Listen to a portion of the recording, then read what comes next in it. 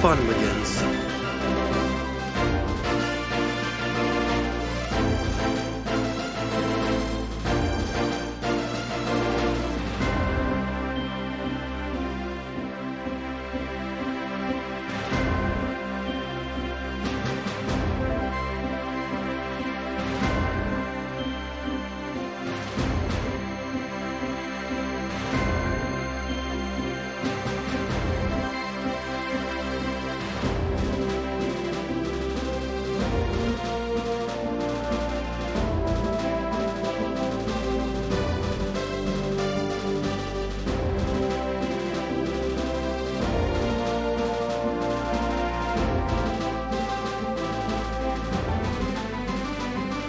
Geht da was?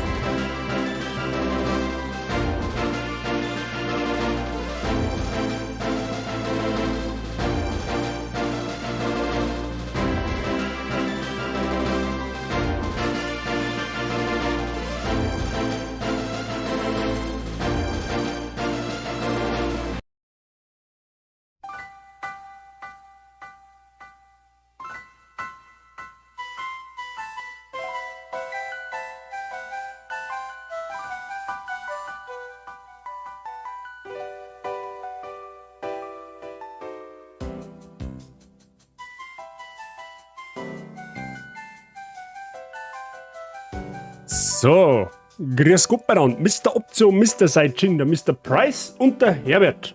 Grüß Gott beieinander. Wie geht's uns an diesem schönen Freitagabend? Ja, haben wir den Stream leider, in Anführungszeichen, spontan vorverlegt.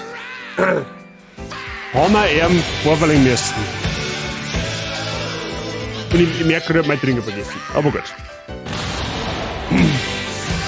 Ja, gleich ist ein Option ein bisschen angenehmer.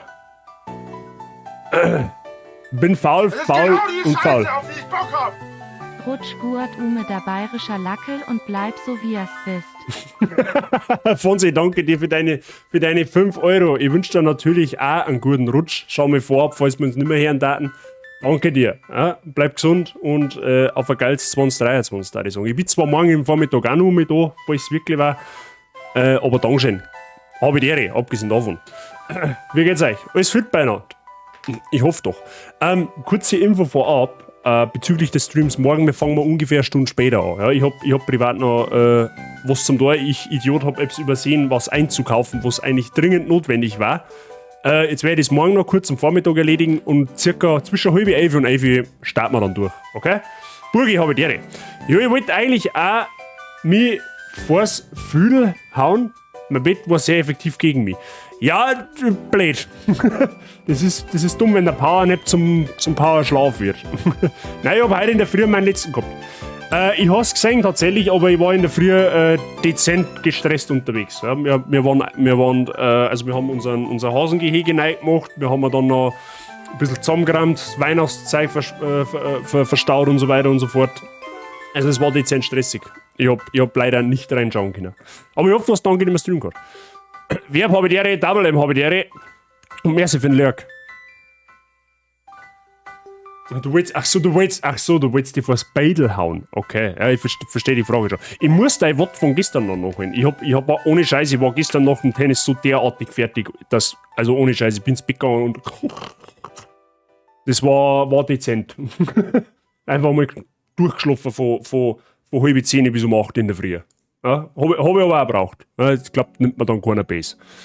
Aber was soll ich sagen, ich war eigentlich erfolgreich gestern. Ja. Ich habe ein Spiel über die Maximaldistanz gewonnen, nachdem ich 1-0 hinten gelegen bin.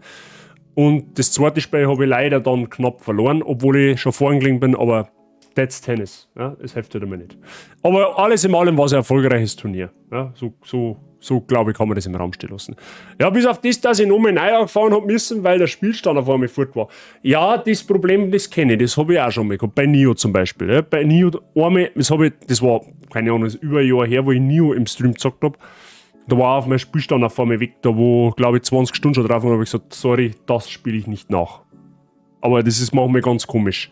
Wie gesagt, habe ich schon ein- oder zweimal die Erfahrung selber gemacht, also es ist wirklich kacke. Weil mir hat einmal Sabi und der Jimmy selber so einen Jumpscare verpasst. Ja, ich werd's dann sehen. Ich werd's mir dann anschauen.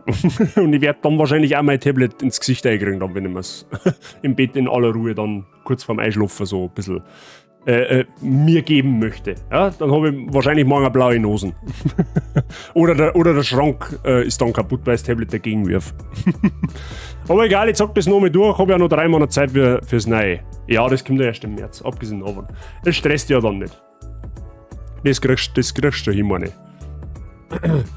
Gut, der Stream war ja heute eigentlich erst auf 3.8 geplant gewesen, aber aus gegebenen Umständen, für den Fall, dass Jassi da ist, gute Besserung an der Stelle, hat den Stream krankheitsbedingt abgesagt. Dann haben wir gedacht, hey, dann springe ich für sie ein. Der Spot passt dann eigentlich perfekt. Von der Uhrzeit her ist mir auch tatsächlich ein bisschen lieber. Ja, und dann habe ich abends noch ein bisschen Zeit mit der Frau Bazi. Das ist dann natürlich auch super Geschichte. Ne? Genau. Beim Blatt vom Tag war im Fitness eine Stunde auf dem Crosstrainer und später mein Cousin geholfen vom Maybe zum Einlagern bei meinen Eltern im Speyer. Ja, du hast halt Cardio- und Krafttraining zugleich gehabt, Mr. Option. Ja. Ich habe mich heute dazu entschieden, mit dezent keinen Sport zu machen, weil das, was ich gestern an Sport gemacht habe, das reicht wieder bis zum neuen Jahr, ja, bis zum 1. Januar. Ist eh gut, dass du jetzt da bist, weil ich in einer Stunde fort bin. Ja, schau her, der eine oder andere profitiert sogar noch davon. Nein, aber so meine passt schon. Heute habe ich mal die ersten 2 Stunden in Demon's Souls verbracht. Oh, und Mr. Wert, was ist so dein erstes Fazit vom Spiel? Was hält man davon? Demon's Souls, Freunde der Sonne, haben wir auch schon gestreamt. Ja? Haben wir einen Platin-Guide gemacht. Wir haben ihn zwar nicht fertig gemacht, sondern nur bis zum ersten Run. Ja? Wer sich das einmal anschauen möchte, schaut gerne auf meinen YouTube-Kanal vorbei, da ist der komplette Run drauf. Ja, da könnt ihr mein Bild und meinen ganzen Blende da nachspielen. Macht's für einen Kohle einfach. Ja? Gerne mal drauf schauen. Weil wir haben einen Breselfetzen schon. So um die Zeit hast du schon Breselfetzen. Depp von Dosen, Depp von Dosen, Depp von Dosen, Depp. Habe ich dir. Ja, genau. Das ist Stichwort. Heute gibt's Depp und Dosen. Ja, Clara muss wieder herhalten. Depp von Ballern, Depp von Dosen. Ist beides gut, habe ich gehört. Schauen wir mal, wie weit wir kommen. Vielleicht schafft man es heute schon, dass wir es durchspielen. Ich weiß es nicht. Ich habe absolut keinen Plan, wie lange es noch geht. Aber da schauen wir einfach mal. Morgen auf die Nacht mit Flux und seine Mods dann zum Silvester feiern. Oha! Ja? Ja? Hört sich spannend an. Ja? Wir haben ja bei meinen Schwiegerleuten, das ist einer der Tage im Jahr, wo ich mal Alkohol trinke. Ja, das wird morgen auch wieder so sein. Aber ja, schauen wir mal, was dieser morgige Abend dann so bringt. Taugt und schaut sehr geil aus. Ja. Bei dem Jahr. Demon's Souls ein unfassbar geiles Spiel. Hat mir unfassbar stark Spaß gemacht. Für Souls-Spiele habe ich leider keine Geduld. Ja, Burgi, du bist nicht der Einzige. Also da kannst beruhigt sein. Es gibt etliche Leute in der Community, die mit Souls-Spielen nicht ganz so viel selber anfangen können, aber die gern zuschauen bei Souls-Spielen. Ja, ich habe mir sagen lassen, der eine oder andere ist durch mich Souls-Spiel addicted worden. Ja, habe mir sagen lassen. Wir spielen auch im neuen Jahr wieder ein Souls-Spiel, keine Sorge. Ich habe mir jetzt heute Elden Ring wieder runtergeladen. Ja, ich werde jetzt dann wieder für mich privat ein bisschen Elden Ring daddeln. Ich habe jetzt irgendwie wieder Bock auf Elden Ring. War ein super geiles Spiel, haben wir auch gestreamt heuer, ja, YouTube-Kanal und so weiter. Birgit, habe ich Ehre aus dem Lurk, ich gehe jetzt duschen. Bitte nicht da dringen und auch nicht ausrutschen, Birgit. Tu nicht da rennen. Und danke für den Lurk. Aus der Flaschen Black Havana im Gepäck für morgen. Ja, der Fonsi, der ballert sich morgen aus dem Leben.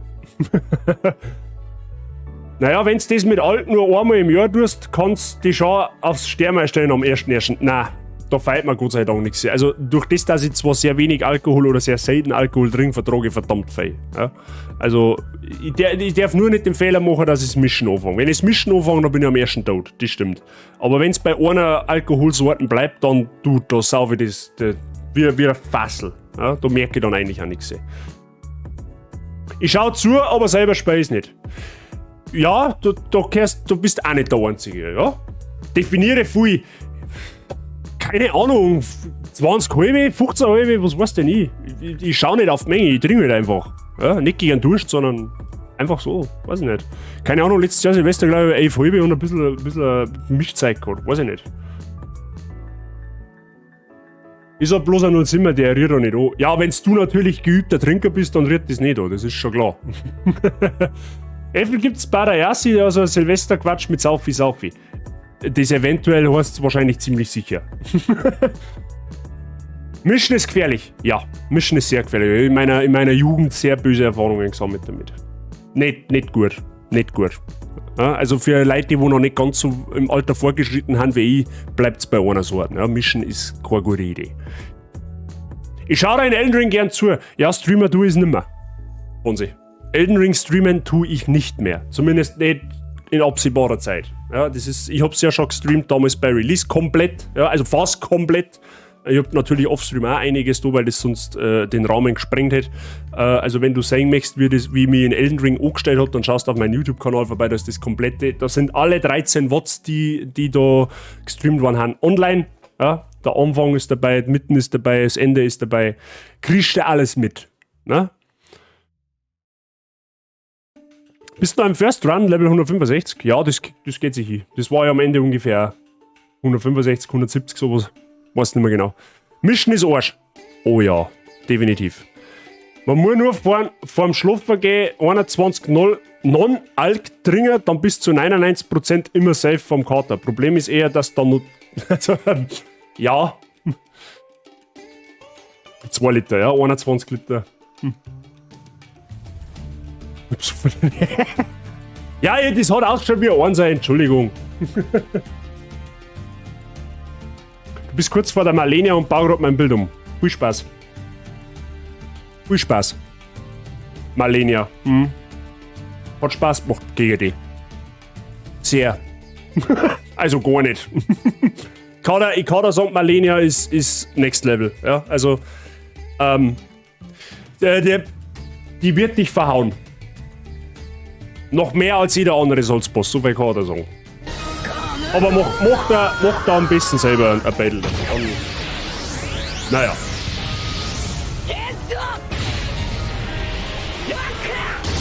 Außer man mischt die Mischungen, aber mischt sie alles so mischerlich. Birthday to me. Oder so. Ja, genau, da müsste der Mod sagt, der hat heute Geburtstag und da müsste der YBO hat auch Geburtstag heute. Also bitte mal ein Happy Birthday für den Modzog und für den YBO. Ja, ich weiß zwar nicht, in welches Alter das die heute kommen, aber das zeigt ja bekanntermaßen nichts. Also bitte mal ein kurzes Happy Birthday oder gratuliere oder was weiß ich was in den Chat schreiben. Ja, für die beiden. Modzog, danke dir für deinen Resub im 14. Monat. Weiterhin willkommen und natürlich viel Spaß mit den Emotes. Danke dir. Schauen wir mal. Ja, wieder ein Jahr mehr. Ja. Das habt ihr gar einen super Tag ausgesucht, am 30. Ja. Habt das Timing ein wenig übersehen. Der 31. war halt stark gewesen. Ja. Aber der 30. den nehmen wir auch mit. Habt ihr heute schon ein wenig gefeiert, das zwei? Oder verschiebt ihr das auf morgen? Oder feiert es heute und morgen? Gibt es da aber der. Das ist nur dafür da, dass man 2 Tage in Folge feiern kann. Okay, das ist ein smart Move. Okay, dann habe ich nichts gesagt. Stimmt, wenn man es so betrachtet, habt ihr 2 Tage zum Feiern. Braucht es aber dann wahrscheinlich auch 5 Wochen zum Ausnüchtern. Wenn es schlimm läuft.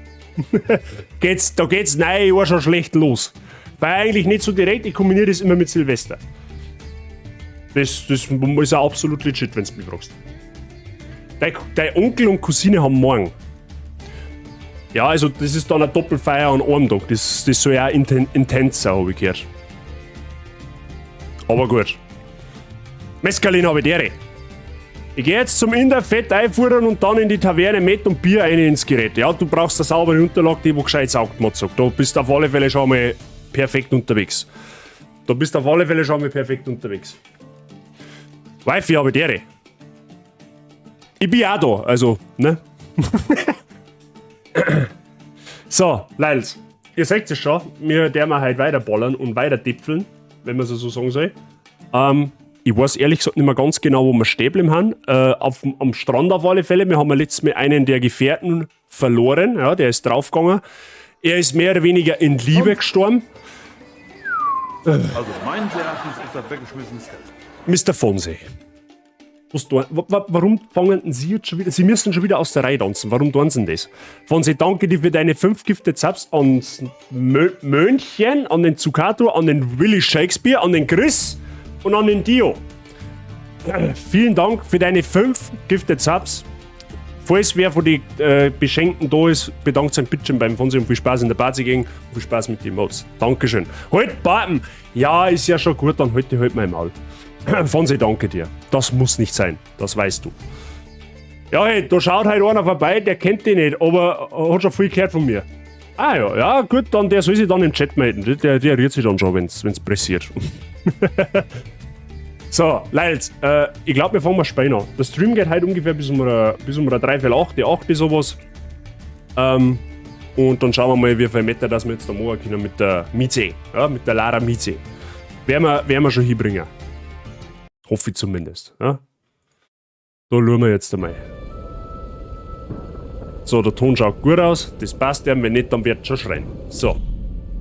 Müssen wir da natürlich noch ein wenig dezent umschalten, gell? Weil sonst zeigt sich ja gar nichts. Gut. Schauen wir mal, was da heute auf uns wartet. Kriegen wir dann schon irgendwie.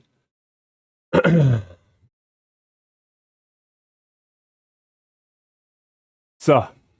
Was treibt ihr morgen so eigentlich an Silvester? Hat sie daheim oder macht ihr irgendwo Party bei Eppern oder mit der Familie irgendetwas? Wie schaut's da aus? Was treiben sie? Gut, jetzt muss ich mich erst wieder orientieren. Wir haben ein paar Waffen. Genau, wir waren da letztes Mal da hinten nur unterwegs. Und müssen wir jetzt, was genau da, wir müssen da hin. Ja, dann gehen wir mal da hin. Zum Abschied sage ich leise Ausrufezeichen Lurk. Mr. Cube Twister, danke dir für den Lurk und viel Spaß weiterhin. Auf alle Fälle. Endlich ist ja klar, man kann Depp singen. Ja, schon her. Extra für die von sich. Warum hat der Breselpetz einen Cooldown? Weil ich nicht will, dass das zu sehr gespammt wird. Ja. Der hat, ich bin mir jetzt nicht sicher, eine halbe Stunde oder eine Stunde pro User. Und ja, das ist bewusst so gemacht.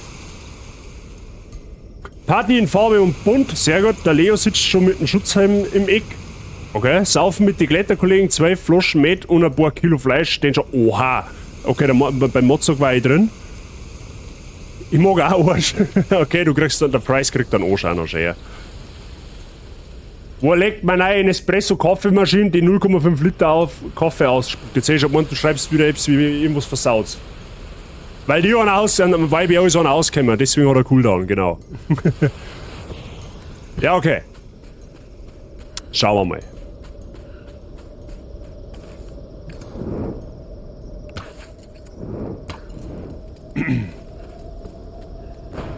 Hallo, ich habe dir, grüß dich.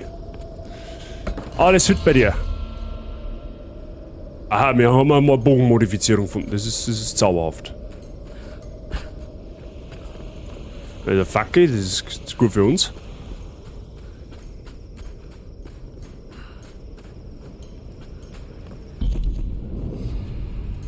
Wir haben jetzt einen Sportbogen, Freunde der Sonne. Wir besitzen jetzt einen Sportbogen. Das sind Fähigkeiten, das brauchen wir nicht, da müssen wir her. Gut, Fähigkeitenpunkte haben wir aktuell nicht. Was können wir da jetzt so tun? Napalmpfeile. Aufgeladene Feuerpfeile setzen beim Einschlag ein großflächiges Feuer frei. Okay. Explosive Pfeile. Diese Pfeile sind mit Granatspitzen versehen, die beim Einschlag explodieren. Das ist wahrscheinlich OP. Durchdringende Pfeile, aufgeladene Schüsse durchschlagen Panzerungen und können so mehrere Ziele treffen. Okay, der Bogen ist pervers dann, quasi. Gegengewicht. Stabilisierende Gewichte verbessern die Präzision, erhöhen damit den Schaden. Ja, Präzision verbessern, gehe mal Kartoffel, ist auch nicht verkehrt umgekehrt. Sicher und selber, ja, selbstverständlich ist bei mir auch alles gut. Ja, schön, dass bei dir auch alles im Reinen ist. Eloy. Gut, wir sollen da auf, meine, oder?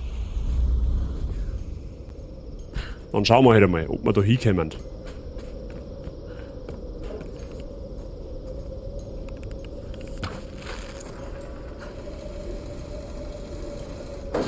Ja, weil jetzt haben, genau, wir haben letztes Mal noch so eine Seilwinden gefunden, da können wir jetzt quasi alles aufziehen mit mehr Kraft.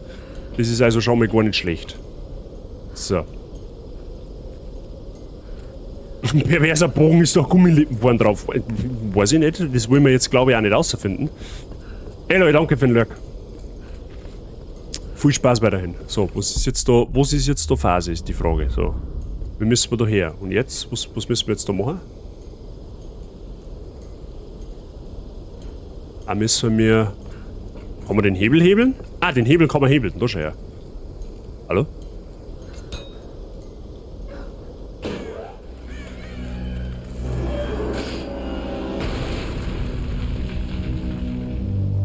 Schaut mir jetzt nicht so, wie wenn der noch stabil war.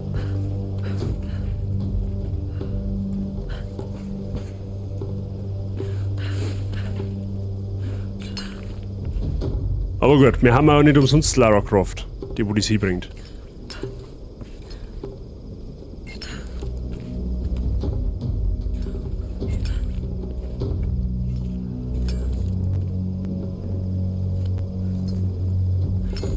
So, mal schauen. Ich glaube, dass man mir irgendwie, die Sam hängt da meine irgendwie ein wenig stärker mit drin. Ja, da meinen sie irgendwie, dass sie die Nachkommen von der Prinzessin Himiko oder Königin Himiko ist. Aber das wird man bestimmt alles rausfinden. I'm back, nicht der Sofa, nicht ausgerutscht und nicht weit rausgeschwommen. Zum Thema Alkohol, mit 31 Jahren mische ich schon noch ein bisschen, meist aber eh nur ein Wein und ein Bier. Kurze Cocktails gibt es selten. Aber wir haben rausgefunden, Essiggurken sind ein super Mittel. Ja, das mit Essiggurken habe ich schon, das habe ich tatsächlich auch schon mal gehört. Das soll wirklich wahre Wunder wirken. Ja? Also ich meine mischen im Sinne von so harte Sachen. Du trinkst irgendwie Bier und dann haust du einen Wodka rein und nach dem Wodka nur einen Wein und nach dem Wein wieder ein Bier und dann wieder irgendein so ein Sierszeiglers. Das hat mich schon einmal gekillt. Ja? Narias, habe die Ehre. Vor dem Furtge ein Stammball Kernöl. Habe ich auch noch nie gehört. Ich habe das einmal gespielt, das Spiel, aber ich weiß genau nichts mehr. Ja, ich hab's vor 8 Jahren einmal gespielt und weiß auch ungefähr genau nichts mehr. Deswegen hab ich mir gedacht, das passt für den Stream. Und falls du dann anfangen und das ganze Zeug alles versammelt hast, dann schaust du am YouTube-Kanal vorbei. Da sind die ganzen Bots drauf. Aber du warst die letzten Mal eh, glaube ich, da. Abgesehen davon.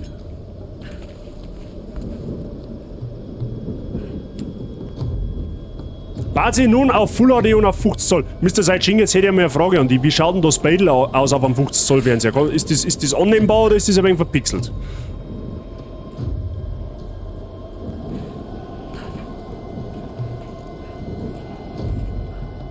Da fällt ja gar nichts noch um Rauschkorken, Cola und kein Schellweh. Ja, dann hast du auf alle Fälle anderen was voraus. Das ist gut, das hängt, wie gesagt, wahrscheinlich auch wieder ein bisschen davon ab, wie viel man letztendlich trinkt oder wie oft. Ja, wenn man jetzt einmal am Wochenende fortgeht und feiert, ja, dann bist du halt mehr gewohnt. Das ist, denke ich, klar.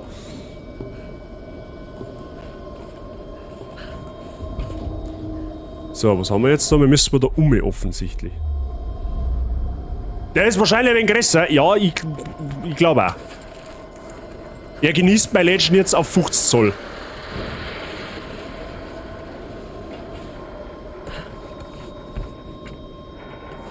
Ja, müssen wir da wahrscheinlich auch wieder hinziehen.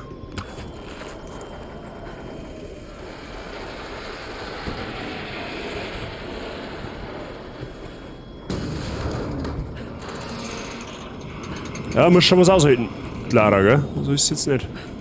So, da sehe ich doch schon wieder irgendwelche Gegner kommen, hundertprozentig. Bin sehr, sehr zufrieden, okay. Also wenn es pixelig ist, dann hat das Internet meistens was. Okay, ja gut. Das wollte ich hören. Ah, das ist sehr gut, wenn es auf größeren Bildschirmen auch scharf ausschaut. Also vom Bild her scharf. Ja, ich meine, dass sie scharf ausschaut, aber glaube ich, versteht keiner die Frage. Aber gut.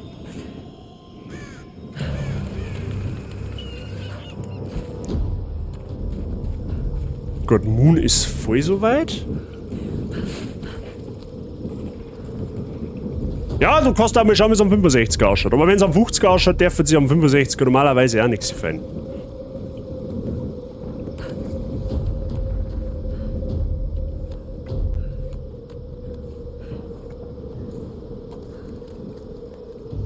Das einzige Unscharfe am Bild bin ich. Ja, das ist kein Geheimnis nicht. Das hätte er gleich sagen können. Ich kann eine Kamera ausmachen, wenn dir das lieber ist. Nicht, dass man da daherkommst, der Fernseher ist wegen mir kaputt gegangen. Keiner darf rein oder raus. Für alles, was seinen Fuß da reinsetzt. Hast du der OMS-Crew zugehört? Ja, sie sagten, ein paar Jungs sind zum Bergen rein und nie mehr verarschen dich, Bruder. Die Mistkerle denken sich das aus. Glaub einfach nichts davon.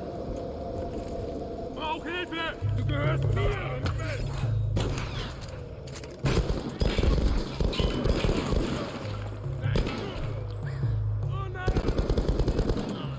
Ja, der Kill ist nicht schlecht. Ach, da kommt noch einer. Okay, mir hat keiner gesagt, dass da noch einer kommt.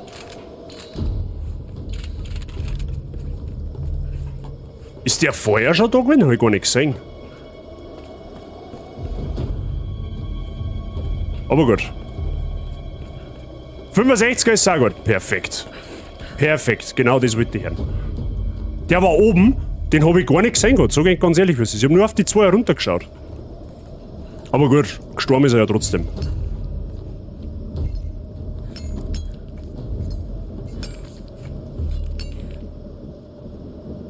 Wie schaut's denn aus? Wann machst du jetzt bei mir der Runden COD? Niemals. Wenn du es genau wissen möchtest, genau niemals. Nein, das, Leute, das seid mir nicht best, das tun wir nicht an, ganz ehrlich. Also, ich sag es ja, ich sag es bei sehenden Spielen schon, ja, oder auch bei der Last of Us, was wir am Mittwoch gesagt haben. Ich spiele so Spiele wegen der Story einmal, ja, aber ihr seht es selber, dass ich was mit Shooter, also alles was mit Aiming zu tun hat, da bin ich fein raus. Ja. Das ist für euch gerade so noch lustig, weißt du, wenn ihr seht, wie ich gegen so einfache Gegner Mühe habt, die umzuschießen, aber ein COD, nein, auf keinen Fall.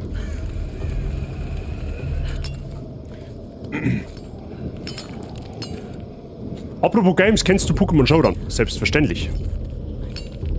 Selbstverständlich, über diese Plattform hat man hier meine ganzen Competitive-Teams zusammengebaut. Natürlich kenne ich Pokémon Showdown.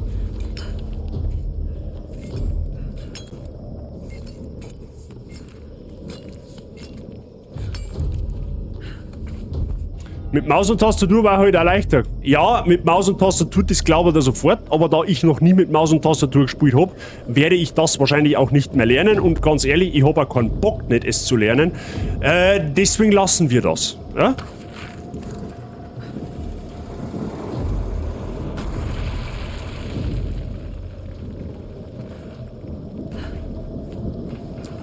Ich spiele jetzt noch öfter mal eine Runde mit, wenn ich wieder in der Schweiz bin und mein PC angehängt und so. Ja stimmt, du hast da ja einen PC geholt. Finally, he's in. Wie bist du zufrieden damit? Bisher? Oder beziehungsweise wenn du es noch nicht angeschickt hast, ja, dann wird es schwierig. Das ist da jetzt ein Fazit zum Sagen. Aber du wirst es mögen. Ja, allein von der Performance her schon. So, wo müssen wir jetzt nachher hin? Also ich muss mir jetzt zusammenrichten, viel Spaß und einen guten Rutsch, wenn wir uns nicht mehr sehen. Fonsi, Name, danke dir für deinen ganzen Support heute wieder, ja, du Geisteskranker. Ich wünsche dir viel Spaß heute, übertreib's nicht allzu stark, ja, und falls wir uns nicht mehr hören, einen guten Rutsch und komm gut ins neue Jahr, ja, und falls wir uns noch mal hören, dann, ja, dann hören wir uns eh noch mal. Und schön, dass du da warst. Mein Fazit, auf einem alten 24 Zoll Full HD Monitor schwierig. Ja, schwierig, stimmt. Aber ich spoilere dir, du wirst es mögen.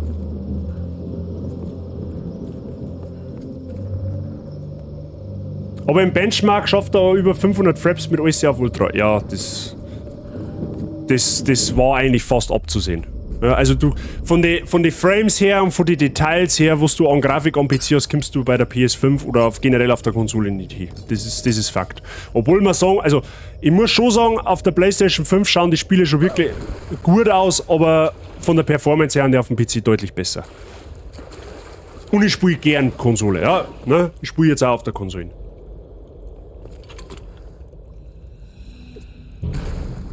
Ja, aber ich hab da ein 3090 Ti drin, das erwarte ich ja.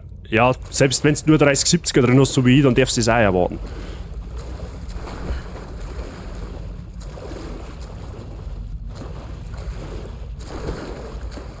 Ja, Fonsi, aber dann hast du wahrscheinlich noch keinen 4K nicht. Das ist das.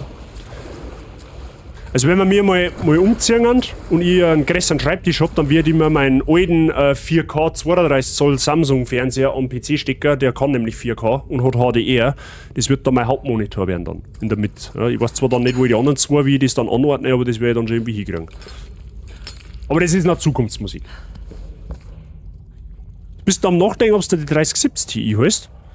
Von den Preisen her haben die mittlerweile, glaube ich, gar nicht mehr so, weil vor allem jetzt, wo die 40er-Serie draußen ist. Also gut, die 40er-Karten, die haben horrend teuer, aber die 30er-Serie, die wird jetzt eigentlich relativ gut nachgeworfen, so.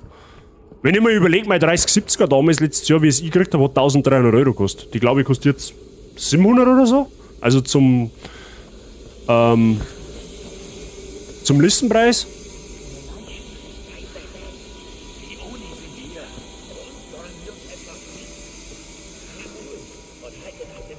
Aha, dann wieder Gegner, aber wir haben da ein Lager, das ist gut, das können wir zwar jetzt nicht hernehmen, weil das noch unsicher ist, weil ja da noch Gegner umeinander schauen.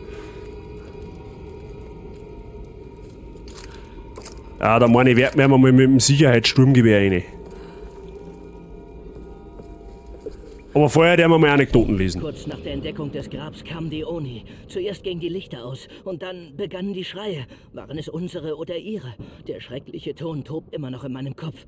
Sie trugen die Rüstung meiner Vorfahren und sie töteten uns mit uralten Klingen. Schüsse, Schreie, Blut. Wir konnten sie nicht aufhalten. Alle stürzten ins Chaos. Dann herrschte Stille. Sie waren fort. Oh Gott, warum sind sie gegangen? Warum haben sie uns nicht alle getötet? Hauptmann Osaka hat jetzt das Kommando. Wir verlassen die Basis, aber nicht die Insel. Wir gehen ins Landesinnere, zum Kloster. Es gibt keine andere Lösung. Wir müssen den Oni folgen. Wir alle. Wenn wir den Stern nicht kontrollieren können, müssen wir ihn zerstören. So, ich muss jetzt aber um 6 gibt es Essen. Mr. Mott sagt danke dir für den Resub nochmal und danke fürs Einschauen. Ich wünsche dir einen ganz guten Appetit, einen freundlichen, fröhlichen Umtrunk. Ja, übertreib's nicht stark und einen schönen Geburtstag wünsche ich dir noch. Danke dir. Und einen schönen Abend natürlich. Ja, sowieso klar. So, was bist jetzt du für Zipfeladam dort? Oh, die haben schon wieder zu zweit, das ist schon wieder unflauschig. Da hat er schon wieder zum Tor, dass ich das hinbringe. Meinst du, ob der einknickt, wenn ich dem eine Kugel in die Kniekehle reinschieße? Tatsächlich. Da mal einen Schuss in die Kniekehle und dahin geht's. Ich vermute aber, dass da noch mehr kommen.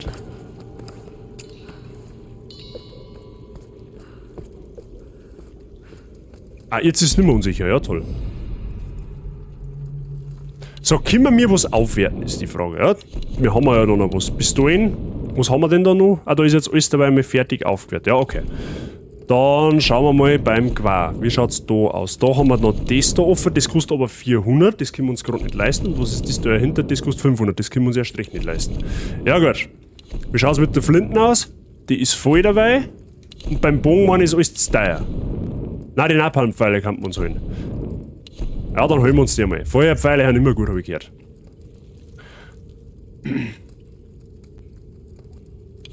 Fleischherrichter hat's geheißen. Herbert, dann wünsche ich dir auch einen angenehmen Abend. Ja, und danke fürs Einschauen. Du mal sauber das Fleisch herwerkeln. Ja? Aber da tue ich mich bei dir nicht runter. Kriegen wir ihn schon. Ja, passt schon, kein Stress. Highlander habe ich dere. Geht's gut? Oder der Music Intensifies.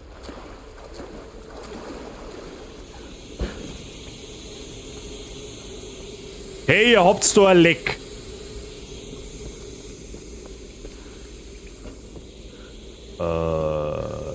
Jo. Ah. Ein grüner Schalter kann man bekanntermaßen drucken. Das Grab muss in den unteren Ebenen sein. Haben wir jetzt in einem Grab oder was? Ich hab eh schon Hunger. Bei uns gibt's noch Schnitzel. Ha! Ihr könnt's mir mal mit einem Hunger machen da im Stream, gell? Sag ich gleich, alles gut soweit, aber es hat sich wieder normalisiert, sind nur noch 110 bis 120 Pakete am Tag statt 200. Das ist recht. Ja? Ich hoffe, du hast einen angenehmen Feierabend und ich hoffe, ich kann dir ein bisschen eine Unterhaltung bieten. Ja? Aber ich glaube, das kriegen wir hin. Oh, das Ding schaut aber nicht mehr so stabil aus. Du hast gerade gegessen? Sehr gut. Muss ein Weg. Da bist du schon voraus. Irgendwie da durchkommen. Ah, und ich glaube, ich weiß auch, wie weit da oben war, glaube ich, eine Öffnung.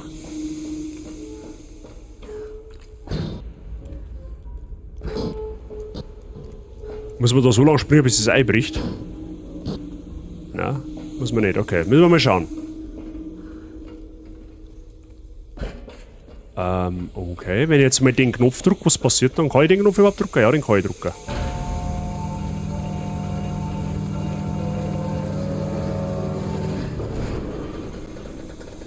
Aha. Der Aufzug steckt fest.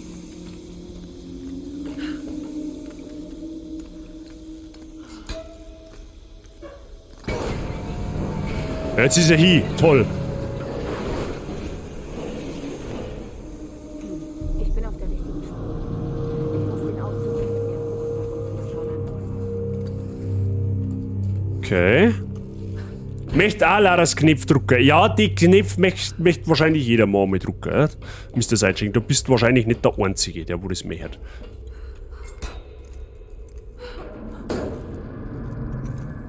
So, jetzt haben wir da einen Shortcut, der bringt uns genau gar nichts, meine ich, oder? Außer man kommt jetzt da Runden durch. Nein, können wir nicht. Da müssen wir auch von der anderen Seite her. Jetzt bei so Wacht. Kriegen wir ihn schon. Muss er ewig. Achso, da unten durch können wir nicht, okay?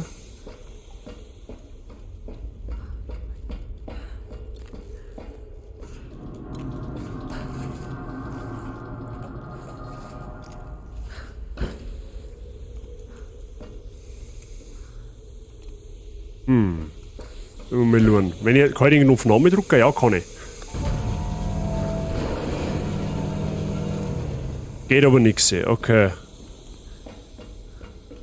Ich muss nur noch 3 lockern, dann ist der Aufzug wieder frei. Ach so, da muss man. Aha, da muss man die ganzen anderen Dinger noch kaputt machen, wenn ich das jetzt richtig verstanden habe. Fährt der auch wieder nach oben?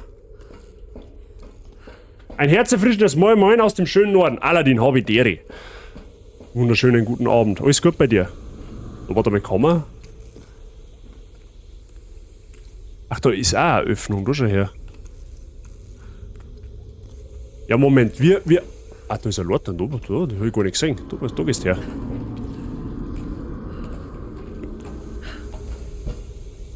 Da ist auf alle Fälle Bergungsgut.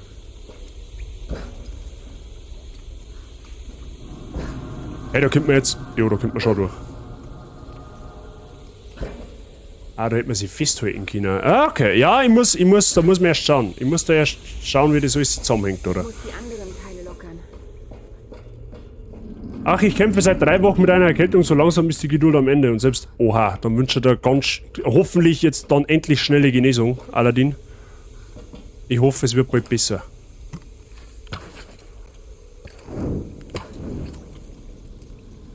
Bei mir ist soweit alles gut. Jerry, habe ich Ehre. Schön, dass ich da bin. Das ist richtig, ja. Schön, dass du bist. Wie geht's dir? Alles fit bei dir. So, jetzt pass auf. Wir müssen die Leute dann jetzt nur mehr aufsteigen. Und dann nochmal schauen, was jetzt da Phase ist. Also ganz begreifen tue ich das da jetzt nun nicht. Da hinten scheint es so zum sein, dass man da durchschießen kann.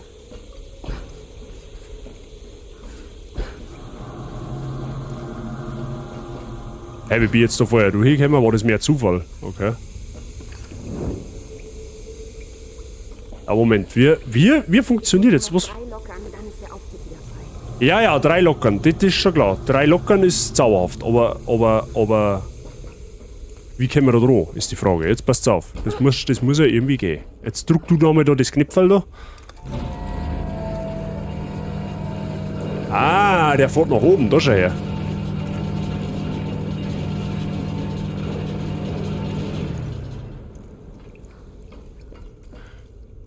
Okay, jetzt ist der Aufzug wieder da herum und jetzt kann ich wahrscheinlich über die untere Fläche nach innen, oder? Jetzt können wir mal da rumspringen. Und jetzt kann man da aufmachen, ja? Siehst du das da? Erstaunlicherweise geht es hier noch gut und um die rum sind alle krank. Ja, sei froh, verschreiß nicht, dass du morgen rum bist. Das war da auch nichts. So, jetzt ist die Frage, wie kriege ich dann. Achso, den kann ich jetzt wahrscheinlich nochmal um eins aufschicken. Sehe ich das richtig? Sehe ich das richtig?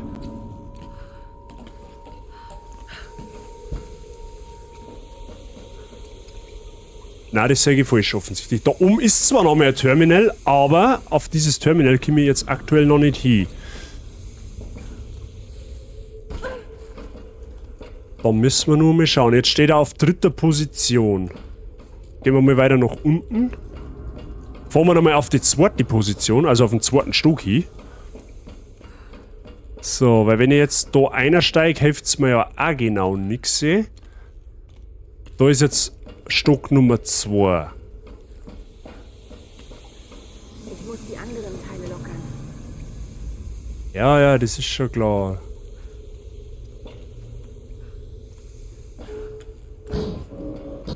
Warte, wir können den auch ganz nach unten fahren lassen jetzt? Nein, weil da komme ich ja nicht her, da muss ich ja hin, okay. Drücken wir da einmal.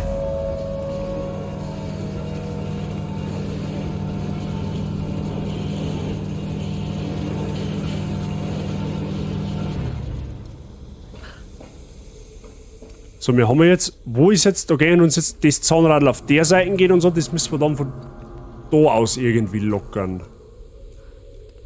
Das heißt, und das muss dann von der Seite irgendwie gehen. Jetzt pass auf, da müssen wir nochmal nach oben, wenn ich das richtig sehe.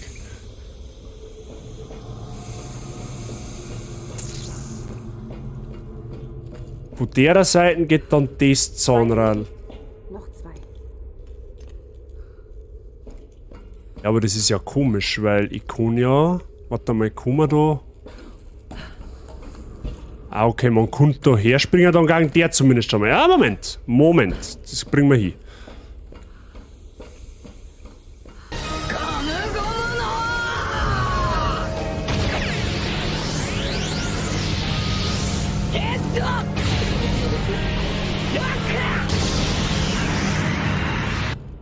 Kurzes Hallo aus dem Lurk Lila Herz. Ungi ist über Silvester da und gleich geht's ins Kino zu Avatar 2 Smiley mit Herzen als Augen. Oha, das reimt sich ja schon fast. Fichteli, danke dir für deinen Resub im 13. Monat. Ja, das ist zauberhaft. Dann gehen auch gleich an der Stelle Grüße an den Ungi raus. Ja, ich hoffe, ihr habt viel Spaß bei Avatar. Ich kann leider mit dem Film nicht allzu viel anfangen. Aber ich wünsche dir natürlich viel Spaß oder euch viel Spaß dabei und ja, natürlich weiterhin willkommen in der Basis und viel Spaß mit den Emotes. Ich hoffe, euch geht's gut. Ich verzweifle gerade an so einem Aufzugrätsel.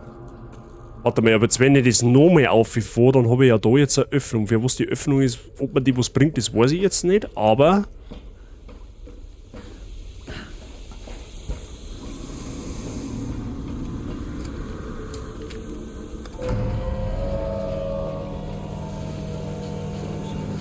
Komm schon.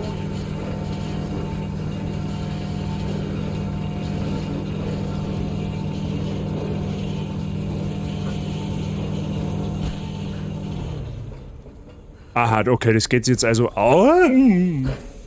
Das geht jetzt also aus, okay. Dann kriegt schon wieder mal ein Radl weniger drauf. Alles flauschig hier und selber? Selbstverständlich alles flauschig. Bei uns passt soweit alles, ja. Schön, dass bei dir alles in Ordnung ist. Okay. Einen noch, dann kann ich den Aufzug bewegen. So, jetzt habe ich das Radl dahin kaputt gemacht. Das heißt, wir müssen jetzt nochmal ganz nach oben irgendwie. Und dann können wir das letzte Radl oberbrechen lassen und dann müsste das ja eigentlich erledigt sein, wenn mich nicht alles täuscht. Aha. Einmal so. Aber da können wir ja jetzt wieder nicht aussehen. Das ist jetzt ein wenig... Das ist eine verratzte Geschichte, das sage ich, wie es ist. Das war wahrscheinlich total simpel, aber ihr wisst es ja, einfach denken ist nicht meine Stärke.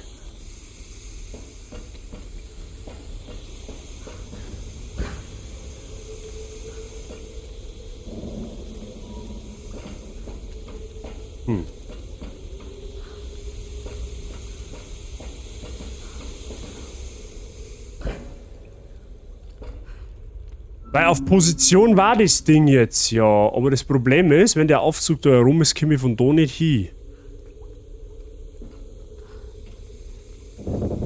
Und über die andere Seite komme ich auch nicht rein. Jetzt pass auf. Dann muss man nochmal eins runterfahren.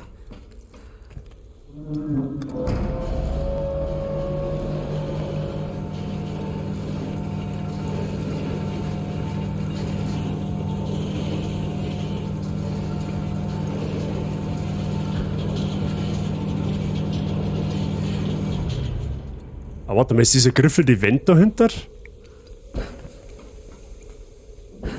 Hä?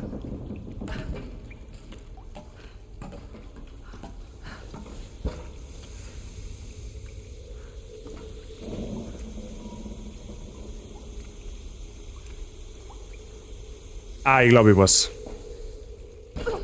Ich glaube, ich weiß. Ich glaube, ich hab's. Ah, das dauert eh schon wieder lang nur.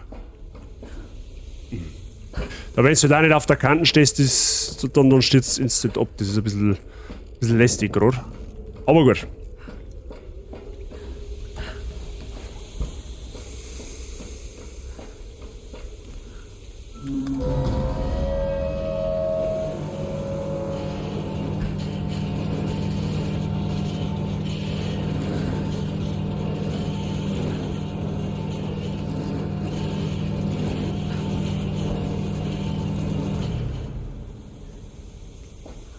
Das ist der zweit.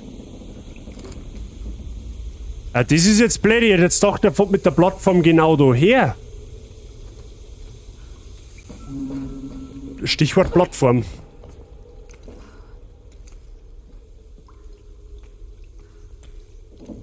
Ja, aber ich komme doch dann da gar nicht durch, oder?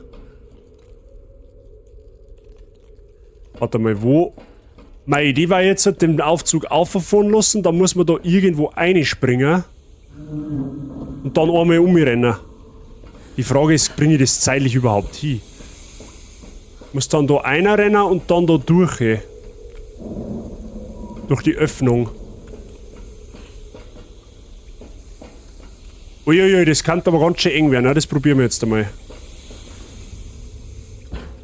Müssen wir ihn erst runterfahren lassen.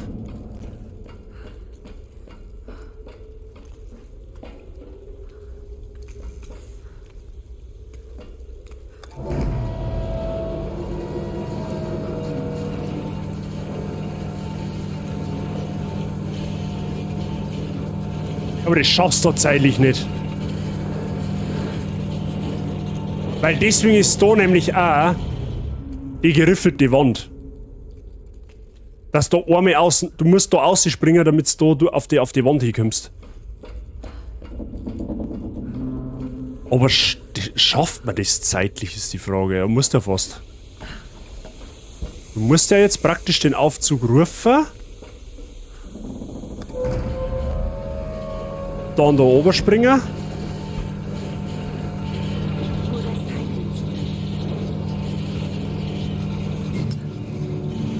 Und jetzt kommst du außen rum. Mhm.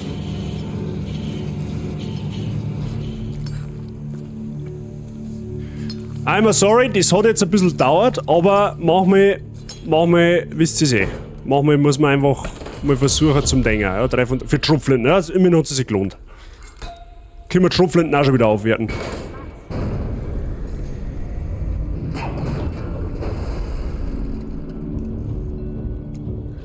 Ich glaube, das hat funktioniert. Es hat mit ziemlicher Sicherheit sogar funktioniert.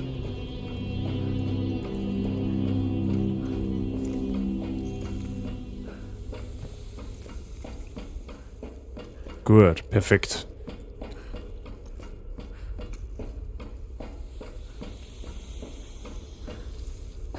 Jetzt wird es wahrscheinlich gleich wieder zum Schießen. Ja, ich habe mir's gedacht.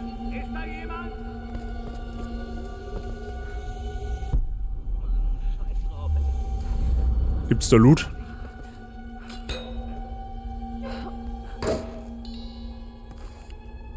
Bisschen. Die eigentliche Frage ist, gibt's da irgendein explosives Fassel?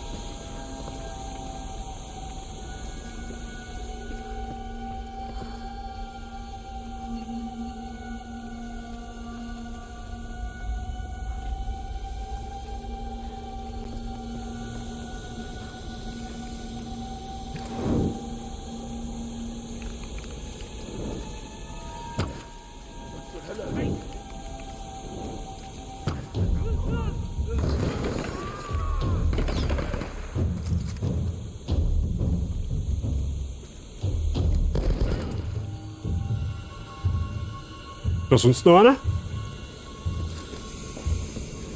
Ah, die anderen wieder nur zu zweit gewesen. Ja, okay, immerhin. Oh, da mal ein Schatz. Nice. Waren das Geschenke für die alten Herrscher von Yamatai? Oder hat hier eine Schlacht stattgefunden? Es schaut aus wie so ein Gickerlhelm, ich weiß auch nicht.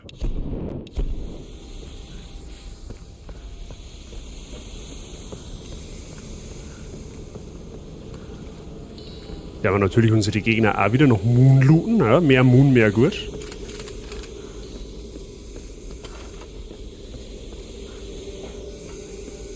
Wo geht's weiter? Da hinten zu. Okay, dann schauen wir erstmal da.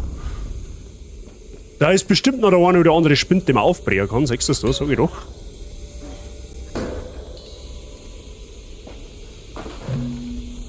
Nice. Okay.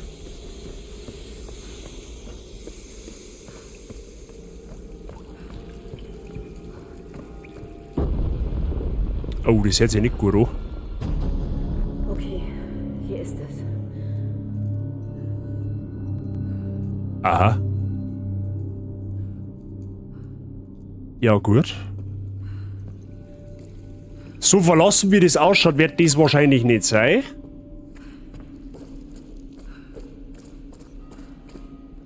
Ist das jetzt das nächste Rätsel, was wir da machen müssen, oder was?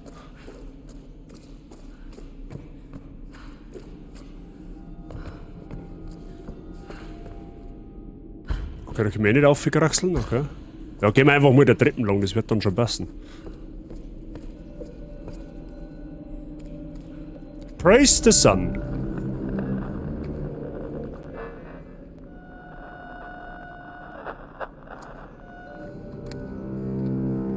Da ist das gute Telekom-Netz am Start. Diese Figuren. Krieger. Sie waren in Himikos Grab. Sie beschützten sie. Bist du das? Warst du so eine Art General?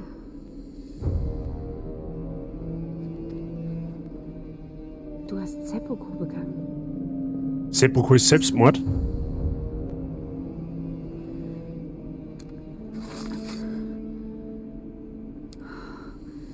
Es ist wunderschön. Und wahrscheinlich auch noch scharf. Und noch scharf.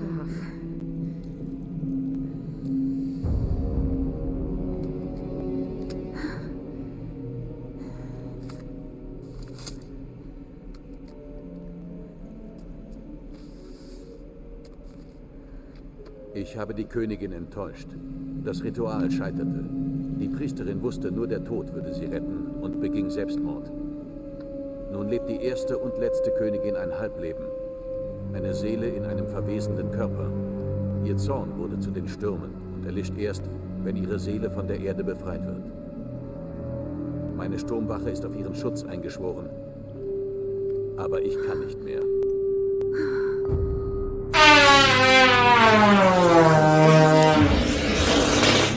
Das ruft also die Stürme. 1-0. Twister hab ich. Der hat. Twister hat sie durchgerissen. Leiche in der Ritualkammer vernichten. Wie zur Hölle soll ich das den anderen beibringen?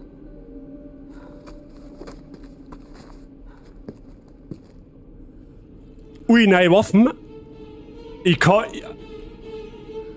An der Stelle weiß ich sicher, Mr. Werb, da muss ich dich enttäuschen, wir haben kein Samurai-Schwert nicht in Tomb Raider. Das weiß ich tatsächlich noch. Außer ich war selbst nicht mehr. Ja, aber ich bin mir ziemlich sicher, dass es jetzt kein Samurai-Schwert nicht gibt.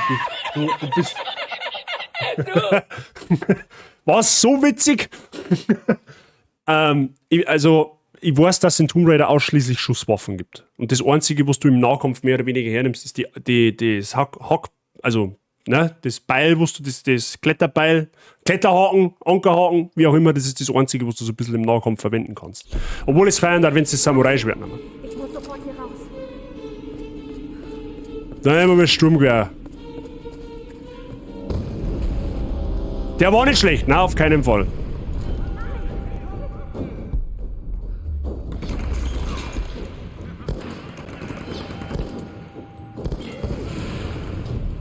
Den käfe ich auch in die Schuhe.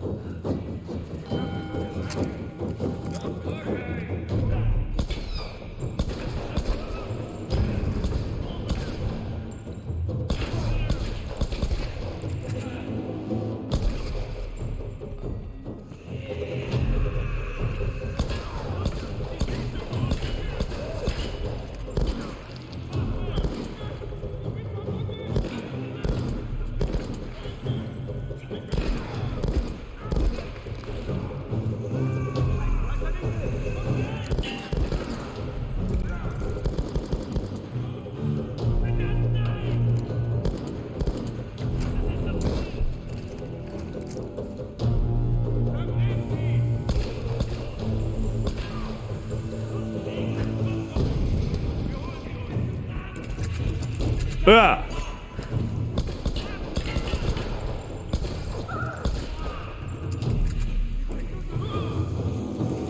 Ich werde dir gleich helfen da drum mit deiner blöden Granaten.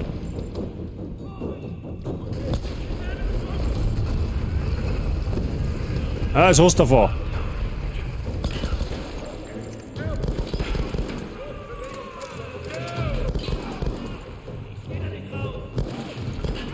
Brudi, du bist in Entdeckung, das ist doch hoffentlich schon klar.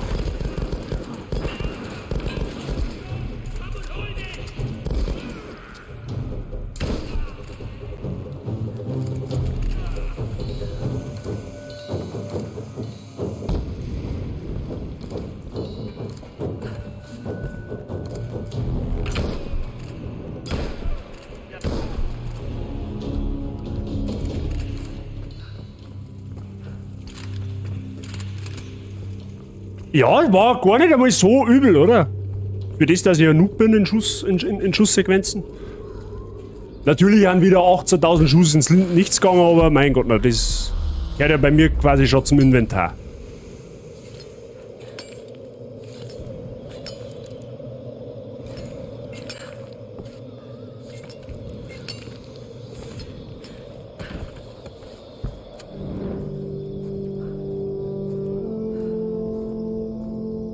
Ich glaube aber, dass wir fast schon aufs Finale zusteuern. Ich kann es, wie gesagt, leider nicht mehr einschätzen. Ich kann nicht sagen, wie lange es noch ungefähr geht, aber ich glaube, ich könnte mir vorstellen, dass wir es vielleicht halt durchbringen. Ich möchte natürlich jetzt nichts versprechen. Ja, wenn es so ist, dann ist es so. Dann habe ich schon das nächste Projekt am Start. Und wenn wir noch einen Stream brauchen, brauchen wir halt noch einen. Oh nein, was ist denn los? Wir werden angegriffen. Wir brauchen Hilfe. Verdammt. Nein. Ich muss sofort zurück. Immer der Stress.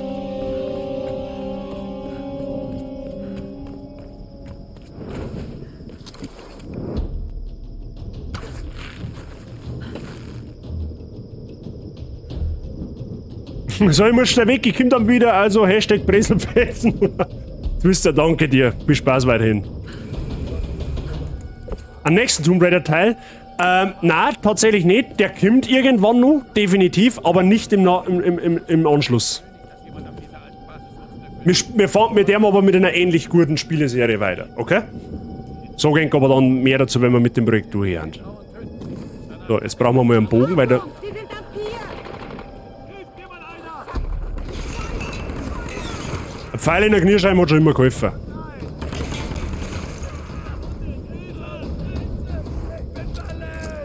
Ja, du wirst da verletzt bleiben. Healing. Ich hab gesagt Healing. So ist brav. Nächstes, man muss ja nur schaffen, was zum Tor haben.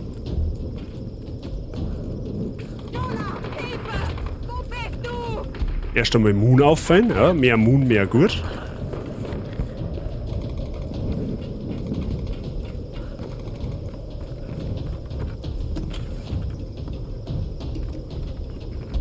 Die haben aber, unser Truppen hat aber auch ein Talent dafür, sich in Schwierigkeiten zu bringen. Ja? Zugegebenermaßen Lara hat auch ein Talent dafür.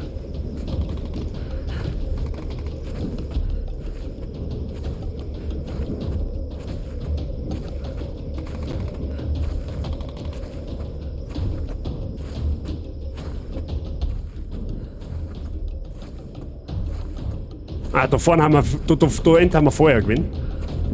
Bin dann weg, viel Spaß noch und einen schönen Abend, einen guten Rutsch und ein gesundes neues Jahr an alle. Bis bald. Ey Leute, vielen lieben Dank fürs Dasein. Ich wünsche dir natürlich, sollten wir uns nicht mehr hören, auch einen guten Rutsch ins neue Jahr. Ich komme zwar morgen im Vormittag nochmal online, wenn es wirklich war, aber natürlich einen guten Rutsch auch an dich, komm gut ins neue Jahr und ich wünsche dir einen schönen Abend. Und danke fürs Einschauen.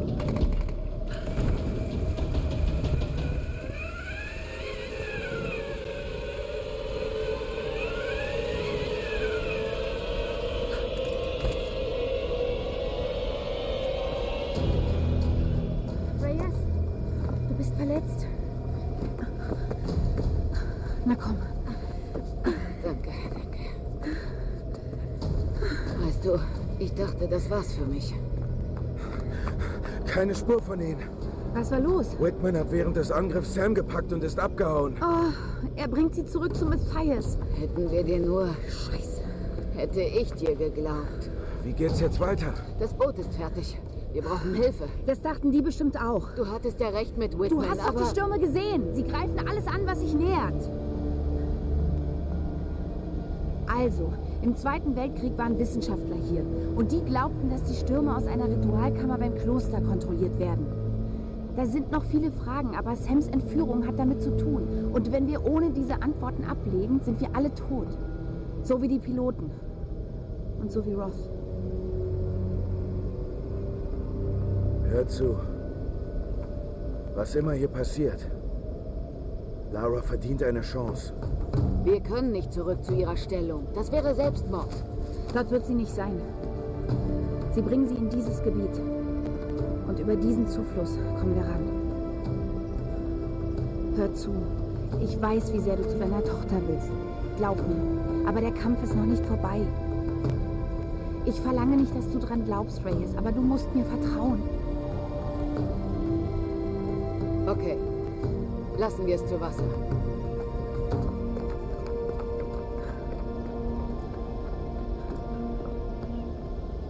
Reicht dies oder ist die Kameraführung, mach mir Rückblick, durchaus. Manchmal hat das Spiel so leicht die Hakler drinnen. Aber ich sag's nochmal der Vollständigkeit halber dazu, das Spiel ist 9 Jahre alt. Ja? Das ist tatsächlich so, es läuft eigentlich erstaunlich gut für das Alter, aber manchmal hat's richtige Hakler drin. Also das ist tatsächlich nicht nur bei dir so, das ist auch bei mir. Ja? Jetzt wenn du natürlich schreibst, aber dein ganzer Stream ruckelt, ja, dann ist es nicht spät. Dann stimmt bei mir was nicht. Ja? Aber mein OBS sagt nichts dergleichen. So, wo müssen wir hin? Ah, da oben, okay.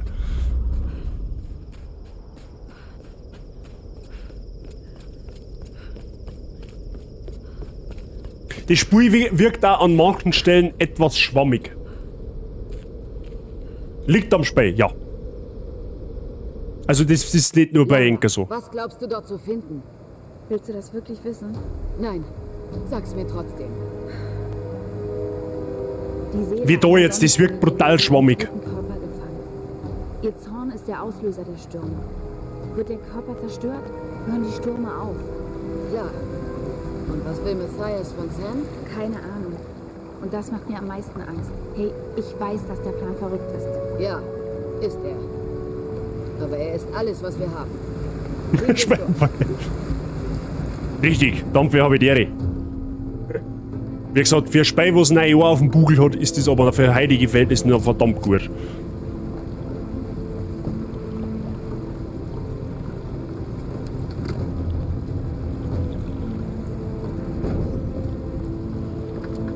Ich spiele es auf Konsole, ja.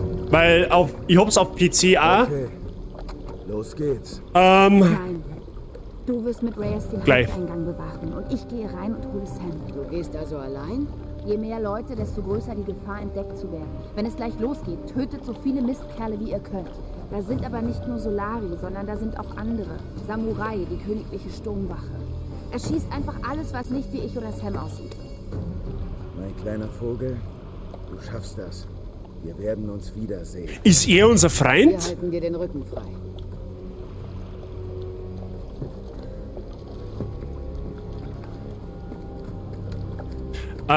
Wie gesagt, ich hab's auch am PC. Ich wollte es eigentlich ursprünglich auch am PC zocken, aber meine Grafikkarten hat instant eine Auslastung von 100%.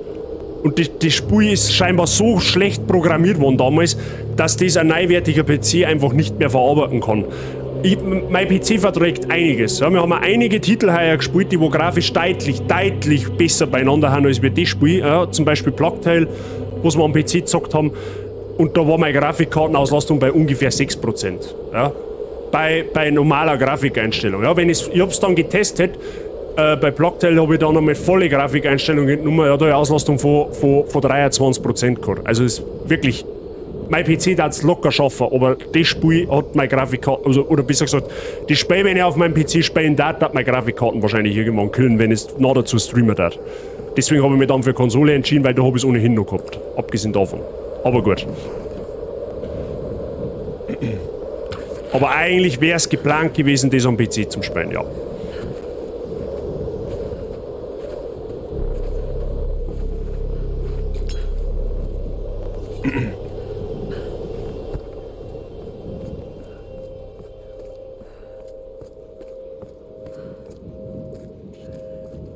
Ich glaube, ich bin mir jetzt nicht hundertprozentig sicher, aber ich glaube, das ist der Finalakt jetzt, den was wir da machen. Gott sei Dank, sie lebt. Und der gute Doktor. Was zur Hölle tust du, Whitman? Wer sind diese Ja. Leute? Sie bewachen das Kloster. Und sie wollen ihrer neuen Königin vorgestellt werden. Von dem, der sie zu uns gemacht hat. Klar, natürlich. Ich hatte schon mit archaischen Stämmen zu tun. Das wird ein Award, James. Was macht er da? Mein Name ist Dr. James Whitman. Kopf aber, den Trottel den! Ich bringe euch eure neue Königin. Oh nein. Die Königin. Auf Japanisch. Eure, Johann. Der ist gut weiter, der Hamdacher.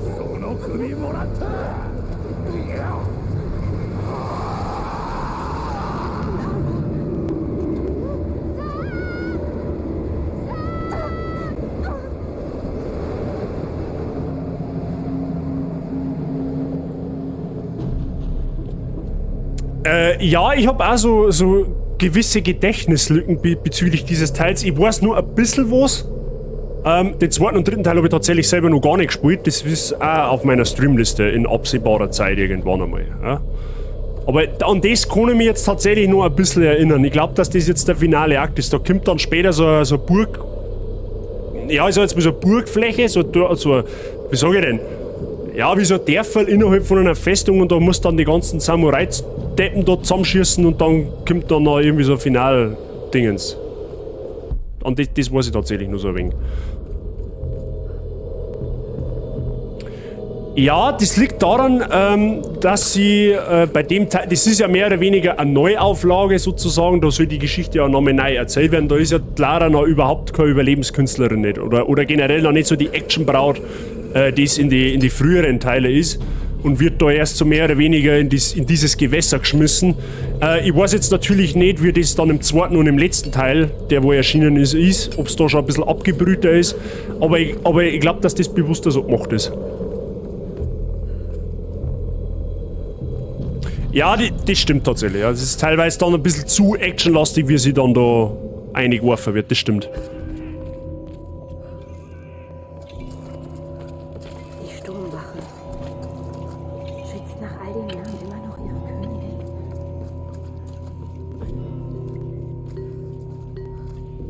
Aha.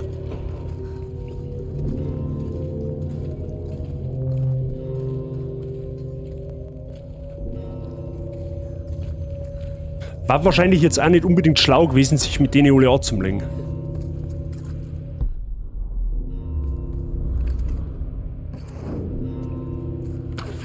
Gut.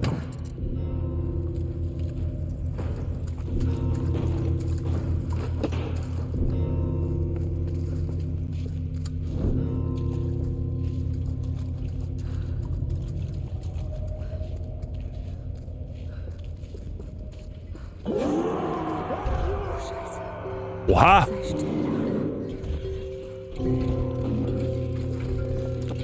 Ja, den haben's durchgeführt. Oder das kann der fucking Souls-Boss sein.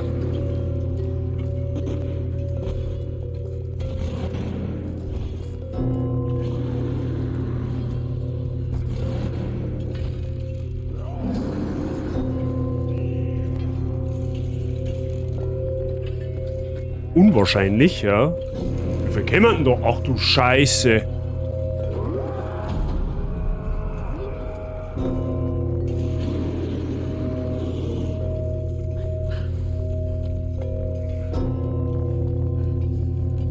Sagt mit Sicherheit keiner von den 3000 Samurai, dass sie da irgendwas lang handelt.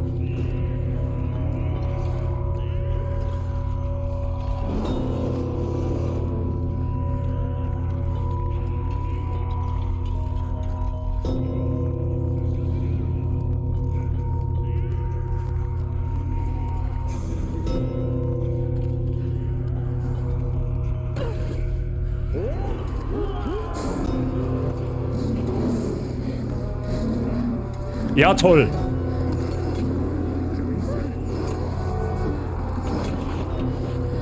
Ich glaube, jetzt wird's greiselig.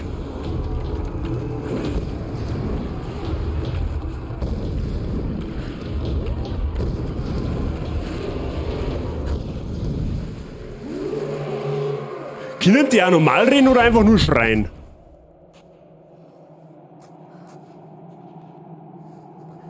Aha, ja toll.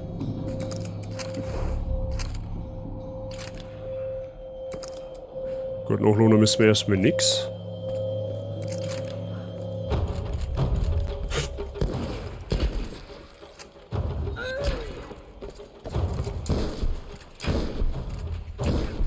Das ist die gute Schrotflinten und schon bei geholfen gegen eine Samurai-Rüstung. Wie können sie noch am Leben sein nach so langer Zeit? Das frage ich mir auch. Und weil okay, das sind Samurai. Samurai sind bekanntermaßen nicht mit wirklichen mechanischen Schusswaffen ausgestattet. Warum haben die fucking Munition bei sich? Ist die Frage, die ich mir stelle. Was du der Samurai mit einer Schrotflintenmunition, ist die Frage. Man soll jetzt nicht jammern sein, ich bin froh, dass er eine hat, aber das passt nicht ins Battle, wenn du mich fragst.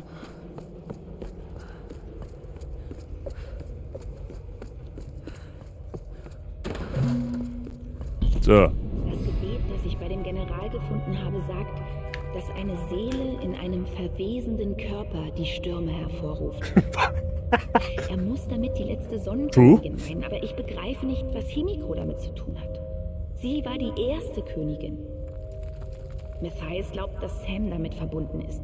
Und das kann nichts Gutes heißen. Verdammt sollst du sein, Whitman. Du würdest für eine Story alles tun. Nee, es war seine letzte Story. Gott liegt in der Ritualkammer. Aber dorthin zu kommen wird nicht einfach sein. Die Sturmwache verteidigt sie. Ich weiß, dass ich es tun muss. Aber ich habe große Angst davor, was ich dort finde. Aha, ja gut, Kampfschrotflinte. Sehr gut. Hat die jetzt einmal eine Reichweite, die wo größer ist wie 5 Meter? Haben wir noch überhaupt? Modifizierter Verschluss, verbesserte Mechanik, erhöht die Leistung und den Schaden. Das ist gut. Das nehmen wir, glaube ich, sogar instant. Was haben wir da noch? Trommelmagazin verbessert das Nachladetempo und verdoppelt die Magazingröße auf 12 Patronen. Ich gehe für den Damage. Weil mehr Damage immer mehr gut ist. Er hat's gern wo stecken. That's what she said. Eine japanische Hochzeit ausschießen. Ja, man munkelt. Das kann ich glaube, die Theorie vom Dampfer ist heiß, ja, falls die Mongolen wieder angreifen. Ja, Ghost of Tsushima hat uns ja einiges beigebracht. Damals. Ja, vor einem guten Jahr, wo wir das gespielt haben. War ein geiles Spiel, by the way. Weiß ich jetzt gar nicht, ist das eigentlich schon für PC erschienen, Ghost of Tsushima?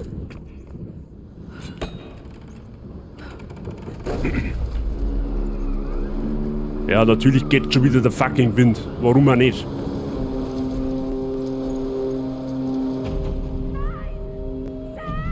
Ja, das Herz mit Sicherheit bei einer Windgeschwindigkeit von 300 km/h.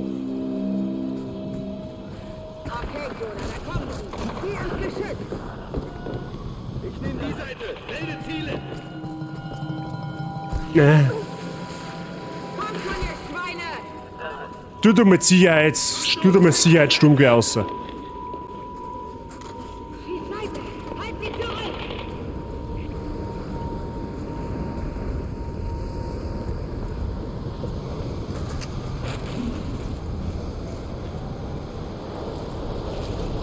Ich hab Fragen.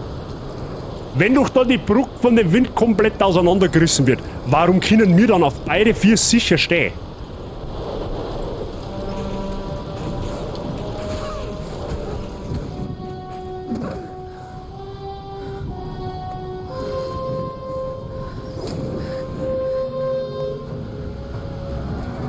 Ja, das ist jetzt hübsch Endsequenz, oder? Was da jetzt los ist. Dann konnten wir es sogar durchbringen heute. 3. Quartal 23, okay.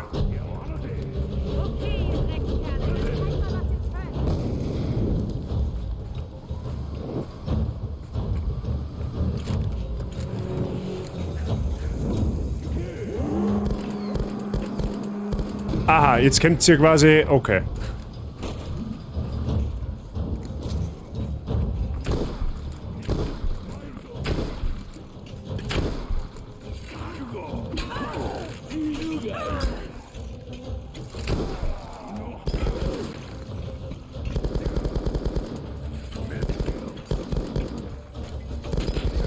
Haben wir 2 Samurai.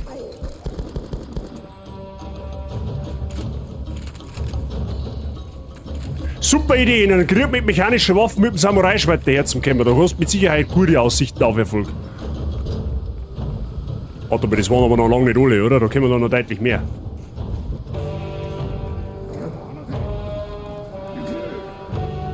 By the way, Nachricht ist raus. Sehr gut, Mr. Seitching. Kenne ich mich aus.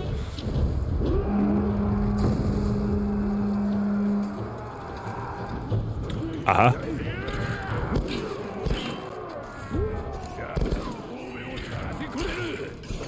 Hey, du!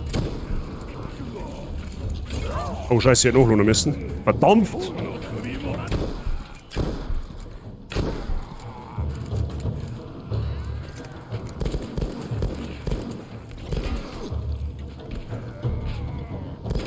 Da, Sicherheitskugel an anscheinend, das hat noch nie geschaut.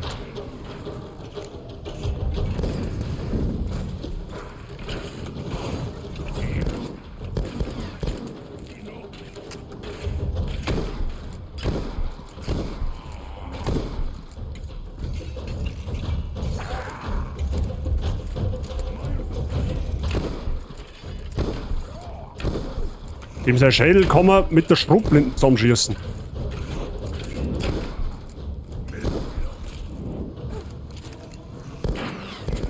Alter, was hält denn dem sein Schädel aus? Ist du verarschen oder was?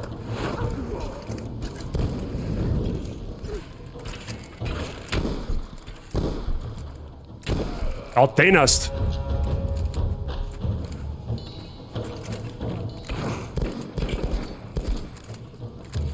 Ja, Himmel.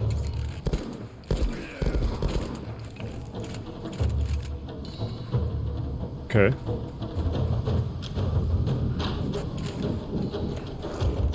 Aha, hintereinander, ja, okay, die können wir dabei mal stehen lassen.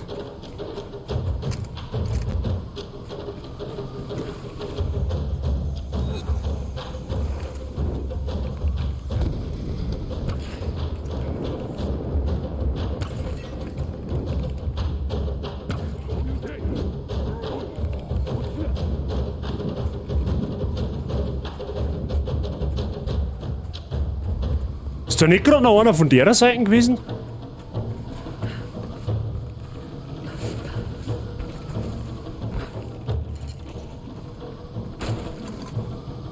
Okay.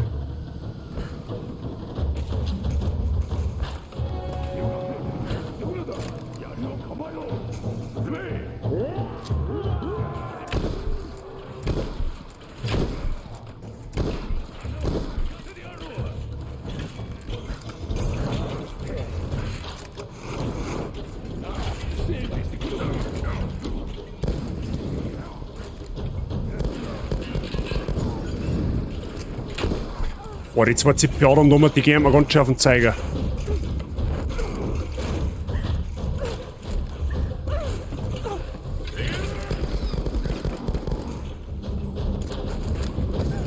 Au.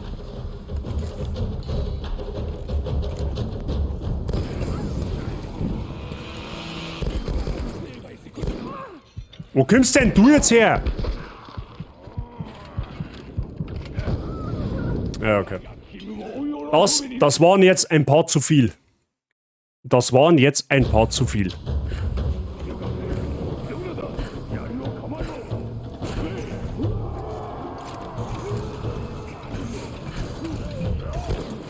Ja, freilich.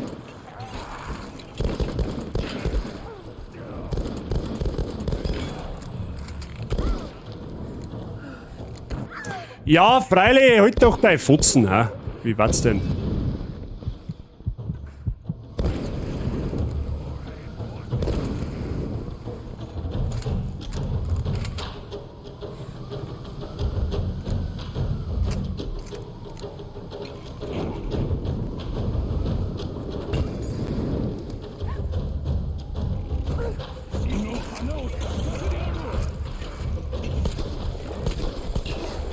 Ah, steht er mit seinem dummen Schädel davor.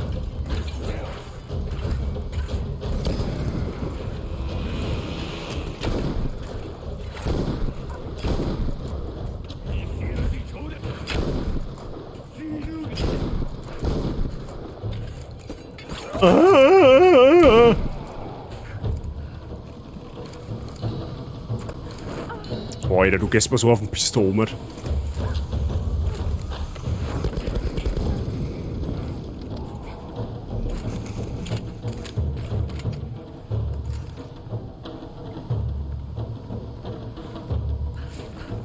Aber das ist, an die Stelle kann ich mich tatsächlich noch sehr, sehr gut erinnern. Die ist nicht ohne.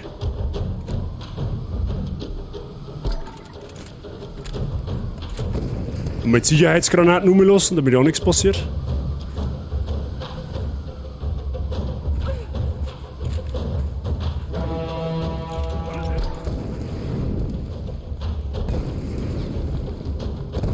Haha, das hätte sein Gisi jetzt einbett, das 3 Zipfel klatscht oder rum hat.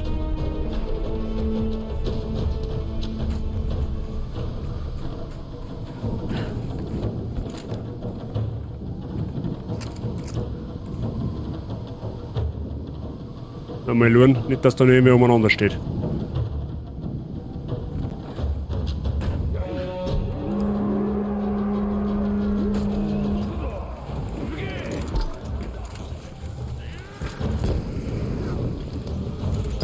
Wow!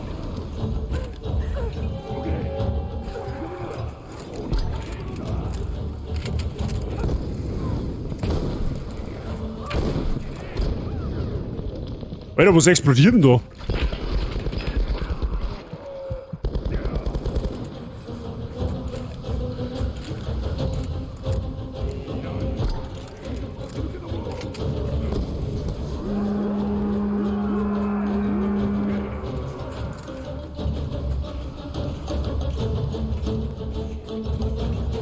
Okay, von da.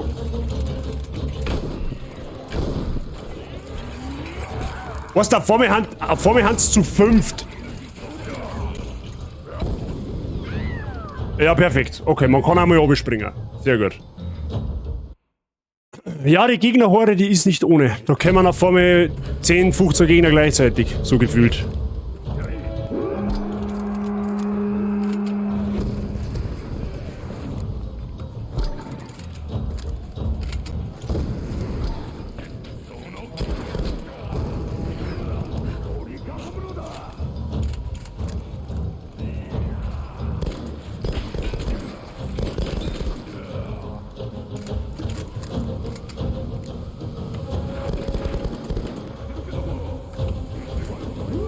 Und der Explosivpfeile, oder was?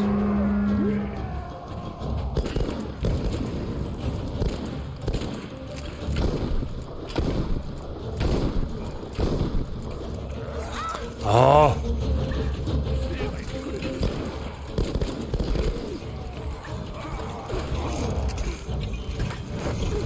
Alter, wie viel Gegner haben denn das?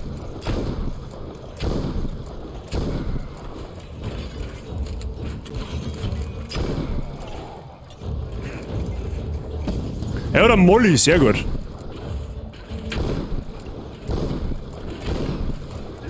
Ey, kann der alles anwehren mit dem Schädel? Tatsächlich.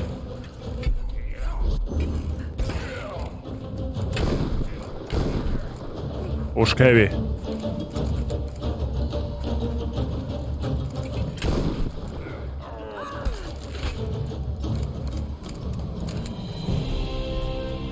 Waren das alle?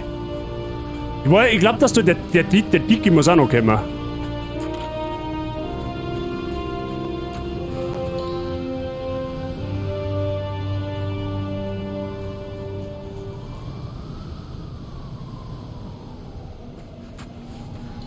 Erst meine ganzen Schuhe wieder auffallen.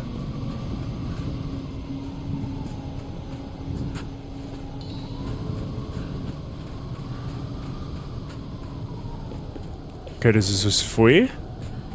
Oh, da haben wir noch Loot.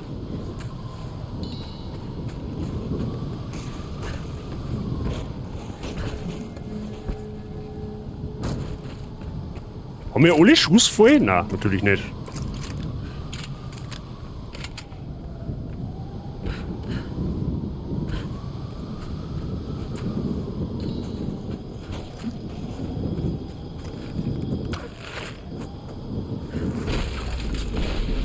Nice.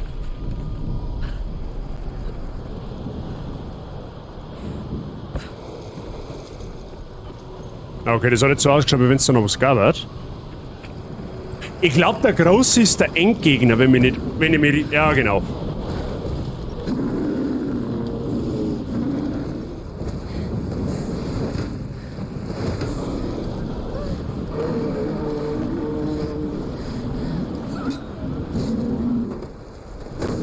Oder auch nicht.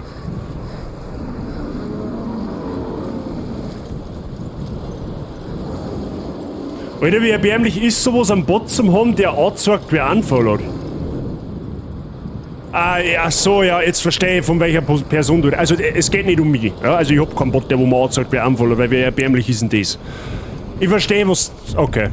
Ja, von der Person wundert mich halt einfach nichts mehr. Das ist genau das, was ich da gesagt habe. Sei, das ist genau das, was ich dir prophezeit habe. Es wird wahrscheinlich genauso ablaufen, oder? Läuft es so ab oder läuft es nicht so ab?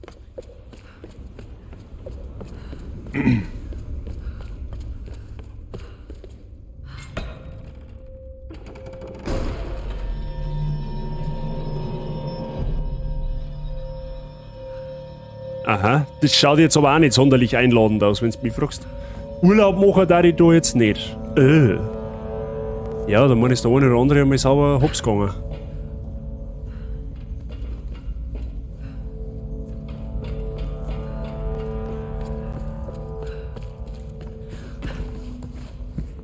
Ah, da ist eine Kurbel. Die Kurbel kann man kurbeln, oder? Ja, die Kurbel kann man kurbeln. Aber sei, da darfst du dich nicht ärgern. Du einfach nur nicken und Scheiße denken oder Arschloch denken, wie auch immer, was weiß ich, denk da einfach nichts. Ja? Versuch das auszublenden, da ist sowieso alles Mögliche verloren, was verloren sein kann. Von daher, just move on. Oh, und jetzt? Was mache ich da jetzt?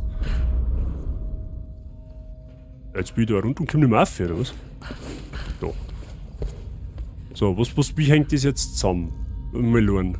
Wir müssen auf alle Fälle da durch.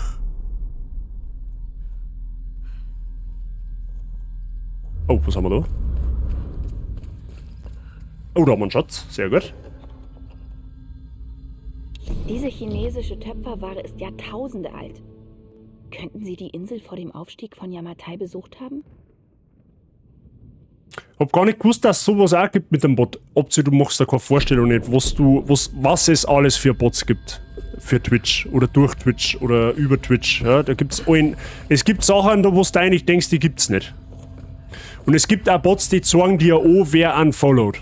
Das gibt es auch. Was ich aber total lächerlich finde, weil das wird halt seine Gründe haben. Ja? Wenn halt einer folgt, dann folgt er halt wahrscheinlich in erster Linie mal deswegen, weil er den Streamer entweder sympathisch findet oder weil er den Content feiert, den wo er macht. Ja, und irgendwann kommt er halt vielleicht drauf, ja, du ist vielleicht jetzt doch nicht so meins, dann unfollowt er halt wieder. Ja, mein Gott, na, dann ist es halt so. Ja, das geht mir ja selber auch nicht anders. Ja, oder das ist ja normal, dass man mal seine Streamer aussortiert, die wo man vielleicht nicht mehr so verfolgt. Ja, das ist das Normalste auf der Welt. Da brauche ich nicht nachgehen, wer das gewesen ist und die Leute haben da überhaupt keine Rechtfertigung nicht schuldig. Ja, die werden halt schon wissen, warum. Ja, also das war das Letzte, was ich machen darf, dass ich mir einen Bot einrichte, der mir sagt, hey, der und der hat jetzt unfollowed. Es ist halt einfach so.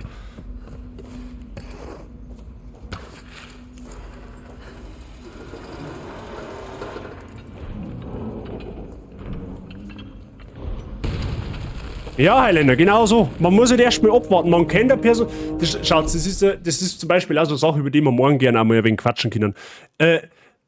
Wenn jetzt halt ein Neuer zu mir kommt, ja, der wo mich noch nie gesehen hat und noch nie was von mir gehört hat und der sich nicht damit, ja, noch nicht so wirklich arrangieren kann, was ich halt mache und wie ich halt rede, ja, der wird halt auch nicht vielleicht gleich bei der ersten Minute voll, die er da ist. Ja, der wartet halt vielleicht ab, schaut einmal nach, ja, und irgendwann kommt er drauf, ja, ist bisher ganz cool, ich follow jetzt einmal, ja, und dann ändert sich aber mein Content, ich spiele halt dann vielleicht ein anderes Spiel, dann geht er wieder. Ja, okay, ist doch, ich verstehe die Frage nicht. Ah, da muss man, aha, ja, oh, da haben wir was, das ist jetzt bald überlurt. Aha. Jetzt warte mal, da müssen wir jetzt das Ding anziehen.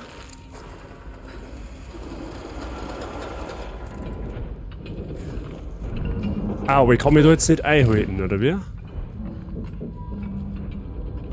Ah, warte mal, das ist wieder so eine Timing-Sache. Oder weil du einfach gerade kein Geld fürs Sappen hast. Wie meinst du, 2BO?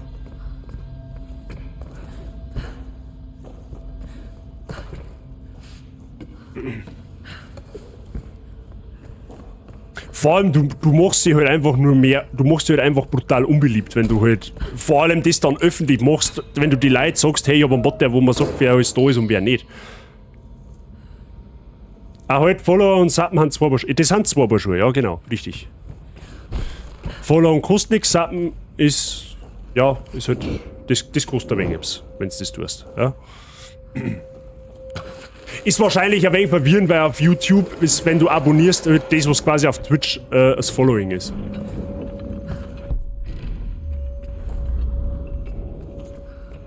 Ah, warte mal, da ist ein Balken. Ah, da können wir aber nicht um. Ah, jetzt warte mal.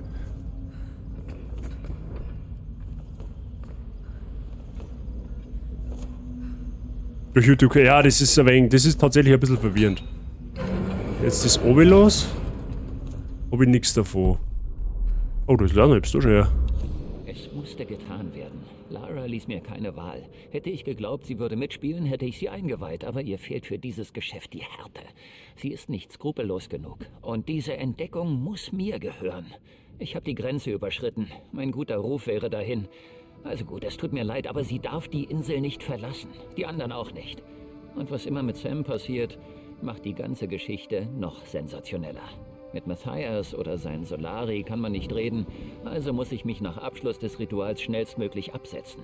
Ich bin der perfekte, einzige Überlebende und kehre dann mit den Behörden zurück, mit Kameras und einer angemessen überzeugenden Trauer. Ja gut, dass der Vollidiot weiter ist, ich sag's nicht, gewiss ist.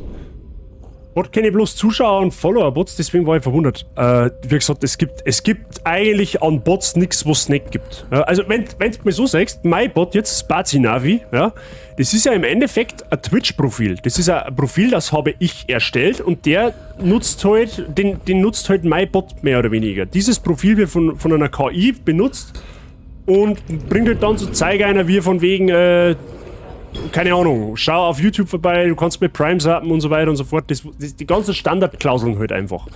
Und das kannst halt, das geht halt noch viel, viel tiefer. Ja, das ist halt nur das Oberflächliche, wenn du das so nimmst. Das, was eigentlich ja jeder Streamer heutzutage hat. Oder eigentlich schon fast haben muss. Den Käfig aufgekurbeln, da muss das Gitter dann zusammenbrechen. Mr. Verb, das ist gar keine dumme Idee.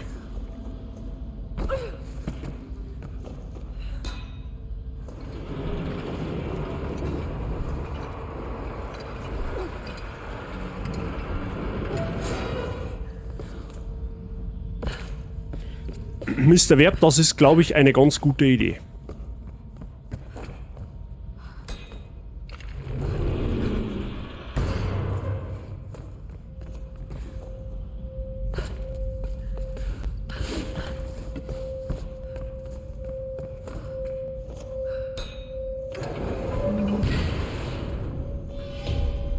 Mr. Verb, ich weiß nicht, ob es da recht ist, aber das gibt ein Plus.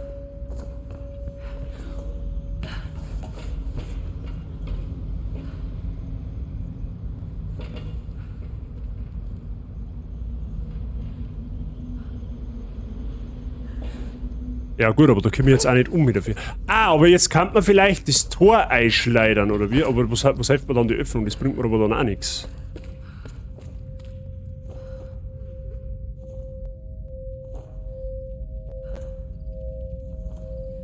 Warte mal, wenn ich jetzt wieder aufgekurbelt.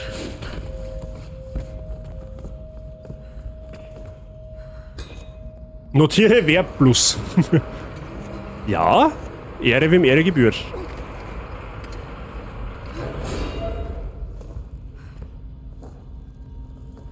Warte mal, muss ich es nochmal überlassen? Nein.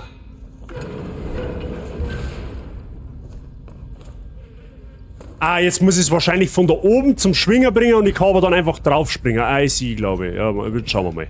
Werden wir schon, das bringen wir schon hin. Bei 1000 plus gibt es eine Waschmaschine. Mindestens. Ich meine, da kriegt er dann einen Jagermeister, also ein Jagermeister, so einen Kühlschrank, ne?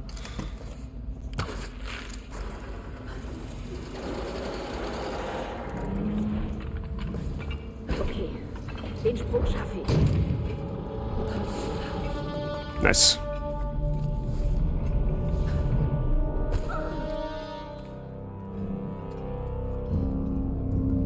Die Sonnenköniginnen. Das Feuerritual, bei dem die Königin ihre Nachfolgerin bestimmt. Die auserwählte Priesterin betritt das Kloster. Sie erhält deine Macht und sie wird die neue Königin. Moment mal. Viele haben für diese Gabe ihre Seelen freiwillig gegeben. Nun lebt die erste und letzte Königin ein Halbleben. Eine Seele in einem verwesenden Körper. Gefäße. Es ist doch nicht die Macht, die sie übertragen. Es ist eine Seele. All diese Königinnen, sie waren... Du. Himiko. Erste und letzte. Oh Gott. Und jetzt willst du Sam. Aber du kriegst sie nicht. Sie mit einer Göttin anlegen? Weiß ich nicht, ob das so eine gute Idee ist. Gut. Ein Gefäß für die Seele der Königin. Ich muss diesem Wahnsinn ein Ende bereiten. Mit Götter anlegen hat nur einer wirklich Erfolg gehabt und das war der Kratos. Ja, aber ob das andere auch so hinbringen, da bin ich mir jetzt nicht so sicher. Beste Beispiel, mein Bot habe ich meinen Account verknüpft, dann hat sich der Automat neu eingestellt, auf einmal hat mein Bot, der so heißt wie ich, die Jassi-Band und Wi-Fi getimoutet. Ja, das ist die Spielerei mit Bots ist gar nicht einmal so ohne, weil wenn du dem, wie du schon sagst, wenn du da irgendeine falsche Einstellung hast, dann bannt der schonungslos irgendwelche Leute raus, die wo gar nichts machen. Ganz am Anfang war es zum Beispiel so, da hat mein Bot auf Twitch mein Streamlabs-Bot bannt, weil der Streamlabs-Bot einen Link eingeschmissen hat. War lustig. Das war aber so Hin- und Her-Bannerei. Bis ich da nochmal draufgekommen bin, hey, ich müsste vielleicht meinen Streamlabs-Bot einmal zum Moderator machen, weil der darf Links posten. Ja? Das sind so die typischen Anfänger-Szenarien, die du als Streamer hast, wenn du halt gerade alles neu einrichst und halt kennenlernst. Ne? War ganz witzig, wenn auf einmal dann dort steht, ja, Bazinavi hat Streamlabs getimoutet oder gebannt. War toll. Aber da müssen alle durch. Ja? Ich glaube, es ist da kein Streamer vom Himmel gefallen, der von klar anfängt und nicht über irgendwelche Schundsachen drüber fällt. So, letzte Mission, Freunde der Sonne. Wir bringen das Spiel halt fertig. Zauberhaft. Dann kann ich ja noch verkünden, was wir als nächstes spielen. Oh, das wird bestimmt auch einigen gefallen. Ja. So, da nehmen wir das Dromi-Magazin rein, das verbessert das Nachladetempo, weil mehr Nachladen ist auch mehr gut. Ja, das ist das letzte Upgrade, was wir da jetzt wahrscheinlich machen. Dann haben wir wenigstens Schrotflinten voll. Ja, ist auch was. Fähigkeitspunkt haben wir auch noch einen. Ausweichkillmeister greifen sie nach dem Ausweichmanöver an, sind sie noch tödlicher, können allzu jeden Feind ausschalten. Nehmen wir! Ja, mehr Umbringer ist mehr gut. Dann nehmen wir noch einen Schatz mit. Ob der Baumeister ist das? Nein. Aus Banchang in Thailand. Wie kommt das hier bis nach Yamatai? Ja, ich darf mir vorschlagen durch ein Schiff. Ich glaube, ich habe das sogar schon mal erwähnt, was man spielt.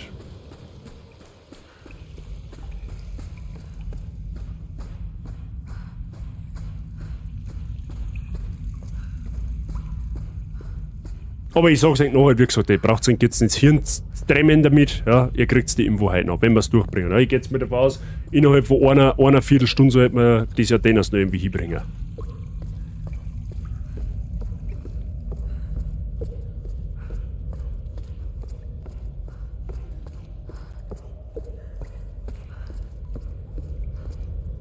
Bin ich Blitz bin jetzt zurückgerannt, oder was? Das schafft auch noch einer. Oder ist es einfach nur einer nicht gehabt? Nein, tatsächlich, ich bin zurückgelaufen.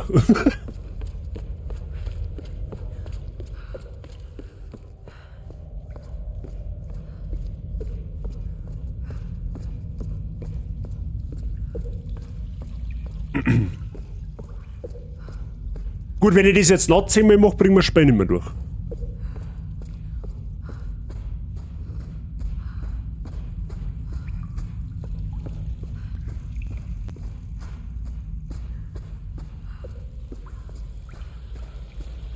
In dem Fall immer der Nosen noch, außer du schaust auf Zeiten.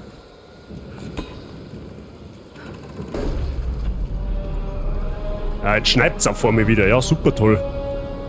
Zikurat der Königin, ja toll.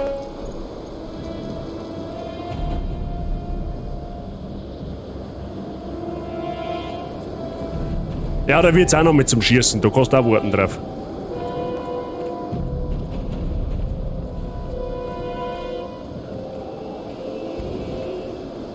Nein, nein, bitte! Lara. Warum tun Sie das, Matthias? Denkst du wirklich, du bist hier die Heldin, Lara? Warum wird die Spähe jetzt auf einmal so leise? Immer nur ums Überleben. Wie viele Leben hast du aus gleichem Grund genommen? Hier gibt es keine Helden. Nur Überlebende. Kimiko ist sehr gefährlich, Matthias. Sie ist zornig und rachsüchtig und sie hat große Macht. Eine Sterbliche für eine Königin. Ein guter Preis für die Freiheit, wie ich finde.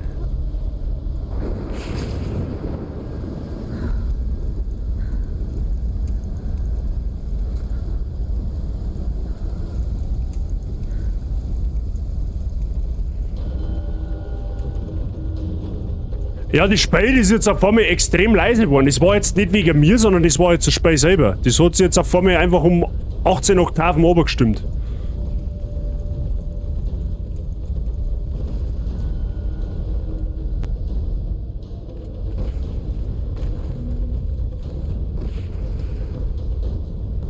Aha.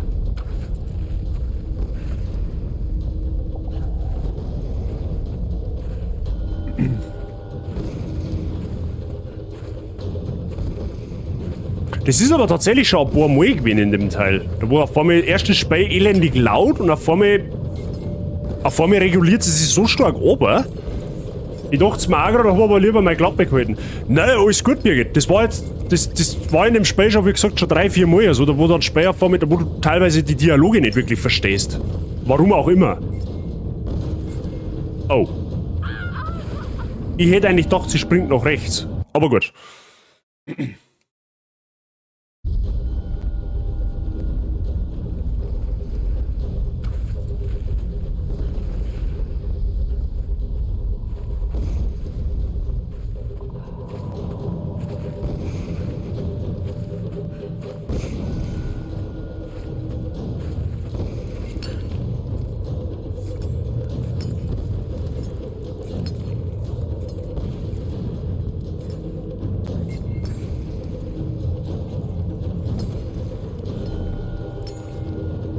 Ah, jetzt der will springen. Sehr schön.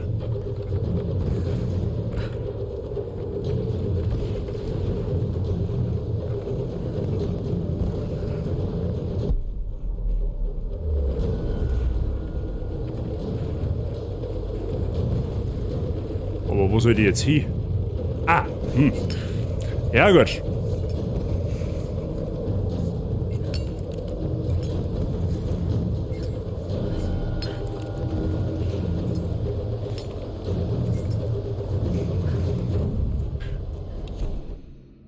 Luki und ich haben letztens gerätselt, wieso die Spiele bei dir allgemein so leise sind, bei uns im Gegensatz zu deiner Stimme. Luki meint vielleicht wegen am Surround-System und deinen Einstellungen, aber was weiß ich schon.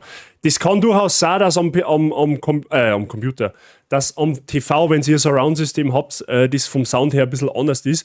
Wenn ihr mal zum Beispiel am PC habt oder am Handy, dann sollte das eigentlich vom Sound her so sein, wie es sein soll. Also ich habe zumindest keine Probleme damit, wenn ich jetzt mein Wort einmal kontrolliere, beziehungsweise auch die Leute, die wo erinnert haben, die schreiben, die haben bisher, glaube ich, noch nie wirklich gesagt, hey du, dein Spiel ist sauber zu leise oder du bist sauber zu laut. Also natürlich, wenn ihr ein Spiel neu anfangt, wo die Soundeinstellungen ich einmal pro forma oder halt einmal auf Verdacht einstelle, da dann schon, da heißt es dann schon, hey, mach's ein wenig lauter oder ein wenig leiser.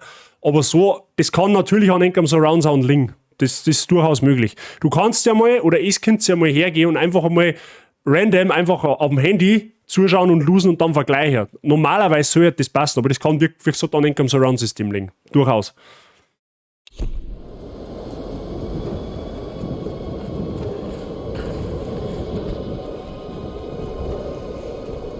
Aha, da müssen wir wieder eine Glocke bümmeln. Die, wo ich muss? Da dran wahrscheinlich. Ja, jetzt warte mal, das testen wir mal.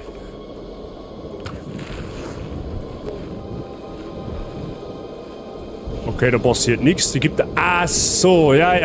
Habe ich schon verstanden. Ich verstehe die Frage schon. Da gehst du jetzt. Das tun wir da um und dann wachelst du normal da dran, oder? Oder muss man sich da ein bisschen weiter zurückstellen? Ja, jetzt pass auf.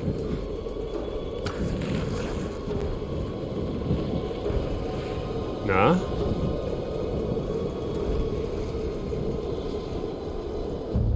Tomb Raider ist für meinen Geschmack generell leise. Beim Rest war der Pegel immer okay. Das ist aber generell Spui. Das ist generell Spui tatsächlich. Ich verstehe schon, die Glocken muss da dran, dass das Tier aufgeht. Jetzt pass auf. Ist das noch nicht offen genug? Ist das vielleicht. Ja gut, okay, da geht auf alle Fälle nichts.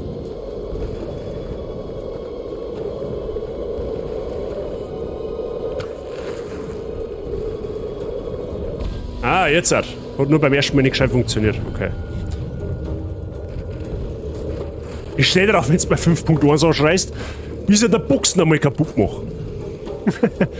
Mein Glocken mit Glocken spielen. Mhm. Aha.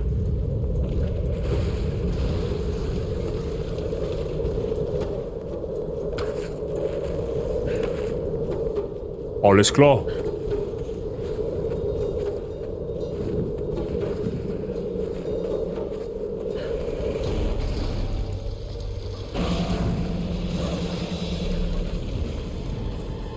Ja, Clara war nicht Clara, wenn es mit solchen Situationen nicht umgehen kann. Lara, Vorsicht! Die Mistkerle kommen in deine Richtung. Wir haben alles getan, um sie aufzuhalten. Ja, offensichtlich nicht. Geh zum Boot. Wenn ich nicht zurückkomme. Wir werden nicht ohne dich fahren. Wir warten. Ah, wobei so eine theatralische Abschiedsnachricht.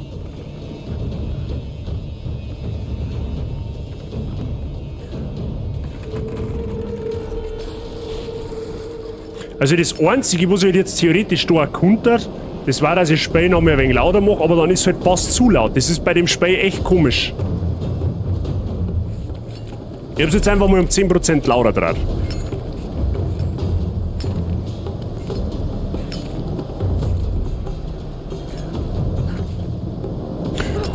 Oh, das war knapp.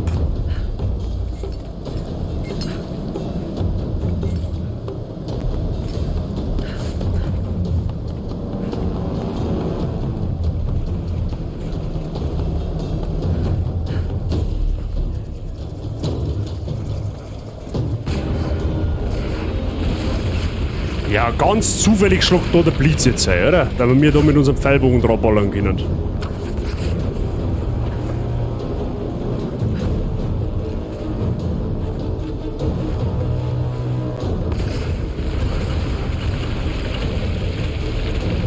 Geht's ganz schön zu da jetzt.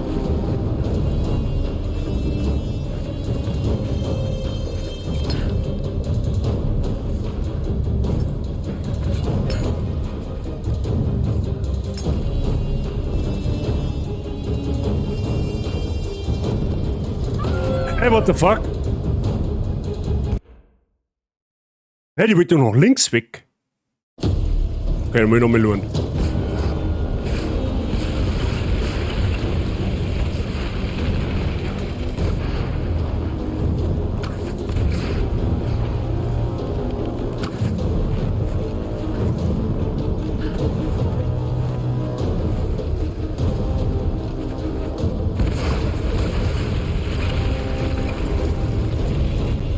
Ach so, da eben. Ah, jetzt sehe ich es. Wird man nach unten und dann oben zu müssen einfach.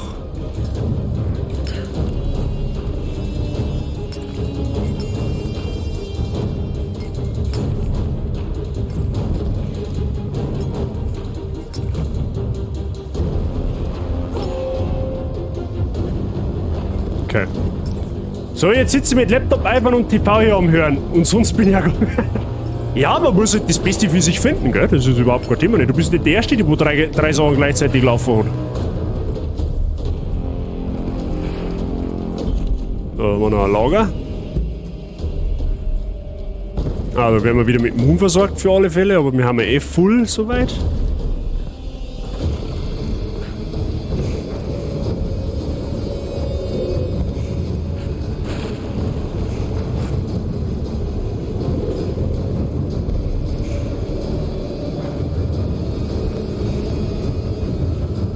Jetzt hast du wenigstens einen Vorteil, Birgit, jetzt kriegst du Kanalpunkte. Weil das ist eine miese Sache, das wissen vielleicht einige nicht, aber wenn du zum Beispiel am TV über einen Prime-Stick oder sowas schaust oder über die App per se am TV, kriegst du keine Kanalpunkte nicht, weil die Twitch nicht erkennt. Das ist richtig mies.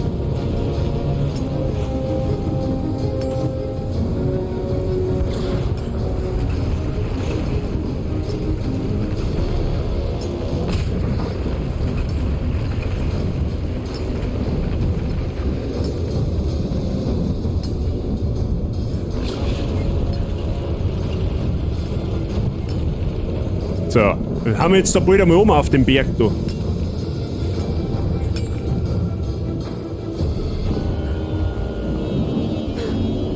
Genau, sei, genau so. Große Königin, durch alle Mühsal bringe ich euch das Gefäß. Strömt hinein und nehmt euch dieser menschlichen Hülle an. Strömt hinein und werdet wiedergeboren. Strömt hinein und erwachen!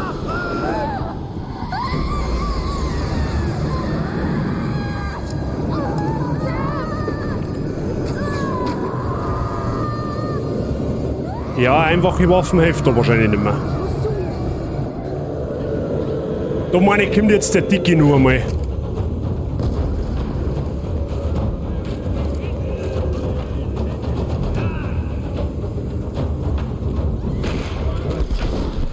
Wow, wow, wow, wow, wow, wow, wow, wow.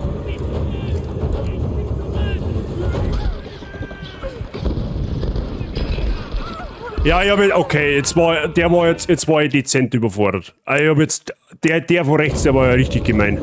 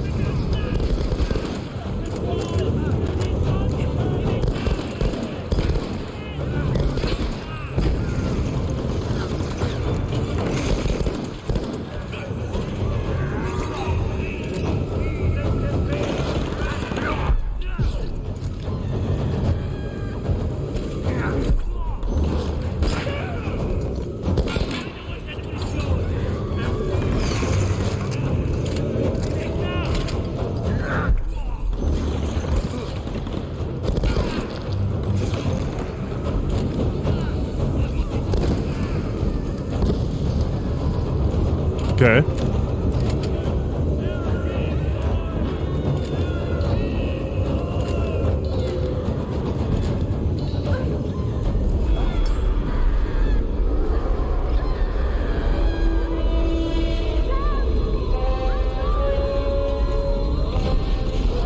Aha, jetzt können wir einen Samurai-Wächter an oder her? Oder auch nicht? Oder Handy nur da liegen lassen, wenn ich mit dem Lucky schaue, dass wenigstens Punkte eingeschwappt werden. Frisst zwar Akkuwisau, aber mein Pro-Tipp, Helligkeit ganz oben und passen tut's. Helligkeit oben, Handy auf Stumm, Ton auf Stumm, easy. Aber bevor du überhaupt keine Kanalpunkte nicht kriegst, obwohl du zuschaust die ganze Zeit, machst du es lieber so.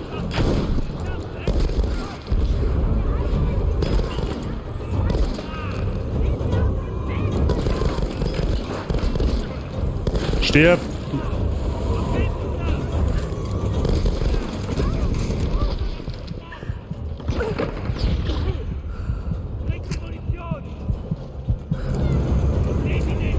Wow.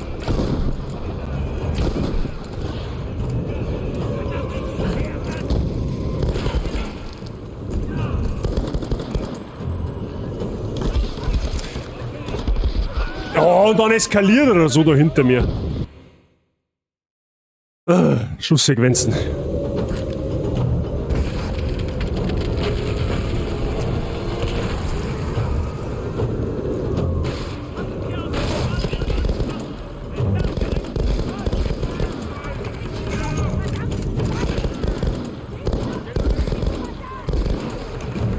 Hey, hallo, magst du mir aber? Dankeschön.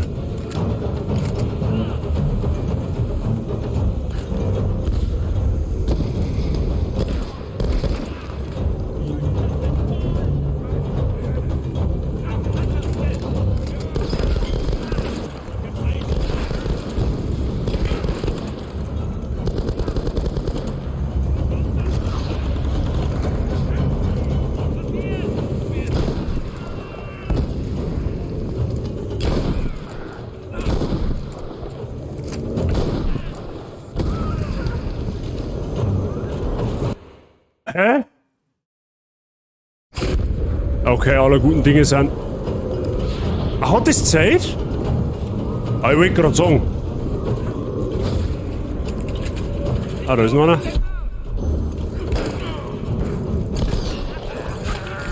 Ja, jetzt kommt sie auch zu zweit. Das ist zauberhaft.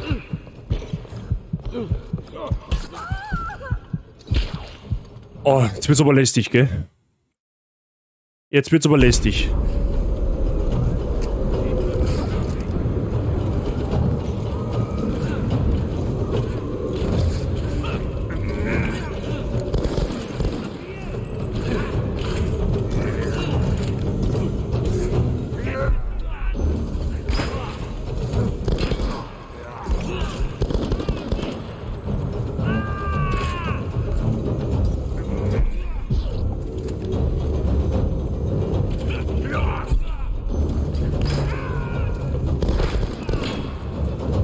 Geht doch. Können wir wieder einen Haufen Gegner, oder? Ah, doch nicht.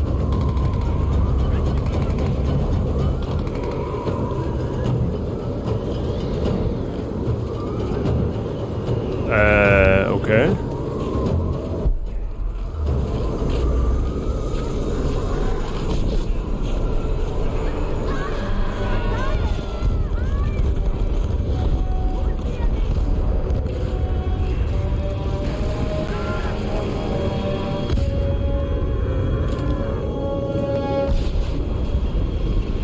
Okay, muss ich jetzt dann da umspringen? Ja, scheint so.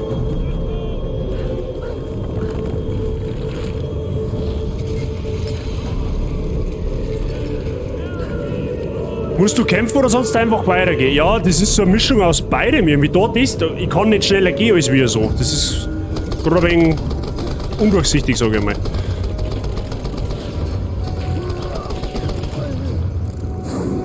Ja, jetzt kommt der Große. Mir war das noch so im Gedächtnis, dass der Große noch zum Bekämpfen ist.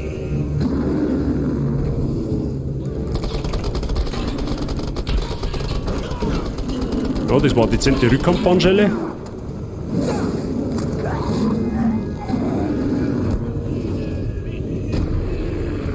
Das meine ich jetzt sogar der Endboss.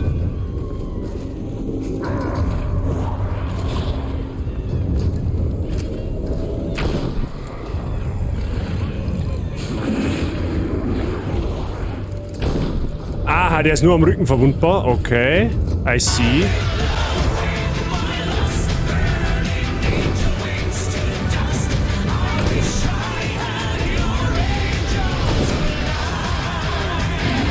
Aber der Angel.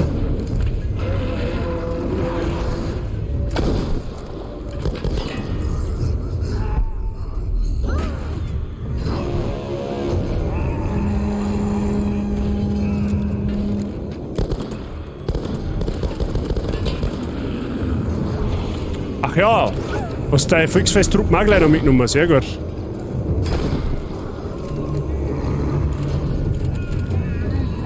Aua. Oh, dann rennt er da durch. Ach, der bringt seine eigene auch um. Nice.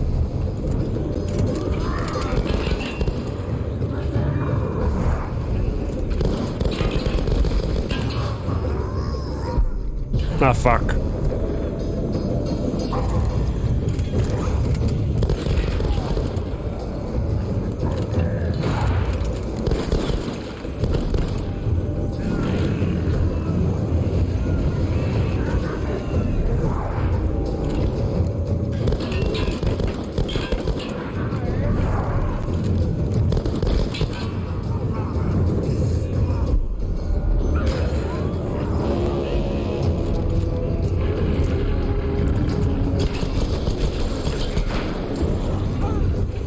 Okay.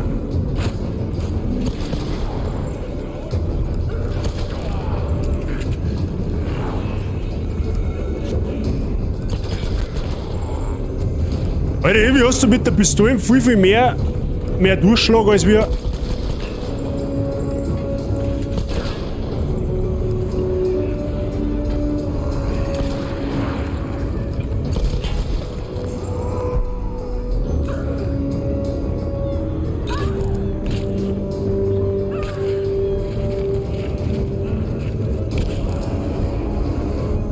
Für einen Zombie blüht aber der außerordentlich fähig, gell?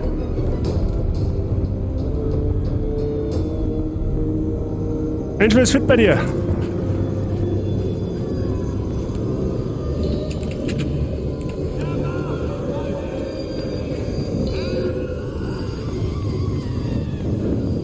Hack it to your face, ja, das Kletter Hack it to your face. 3-mal oder 4-mal.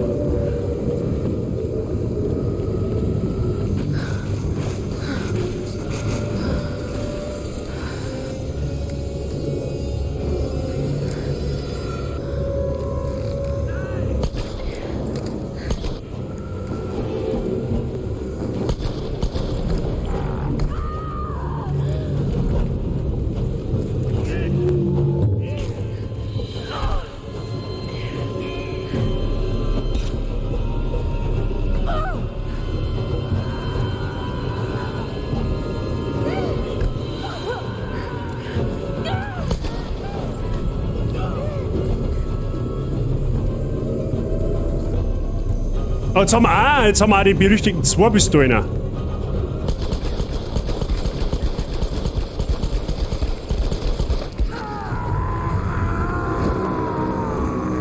Ja, der ist gut weiter.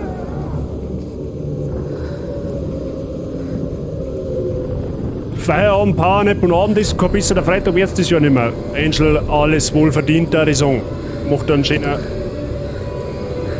Abend, in dem er meine Uhr einfach mein Mikro wegzeigt und dann kriegen wir das schon. Kommst zum Finale von Tomb Raider.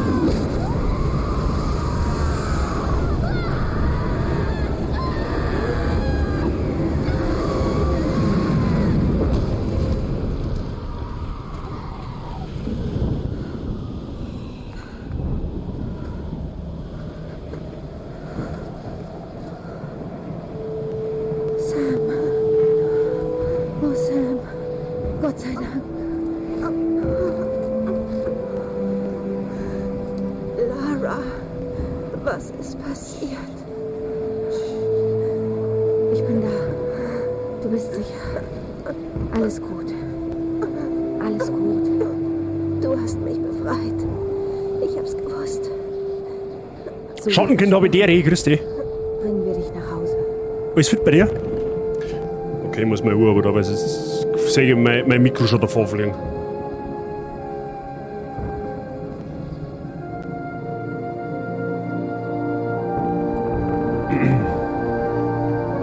Alles bestens?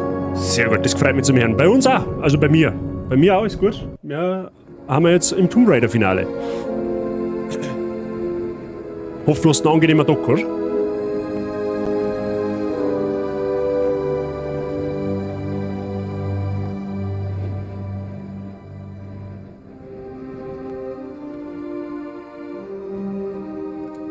Da ist Lara! Sie hat Sam! Geschafft.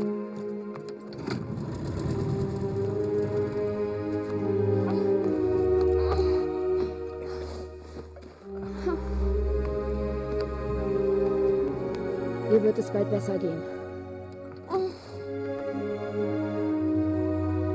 Was ist dort passiert? Es ist vorbei. Wir können los. Okay, war nichts wie weg von hier.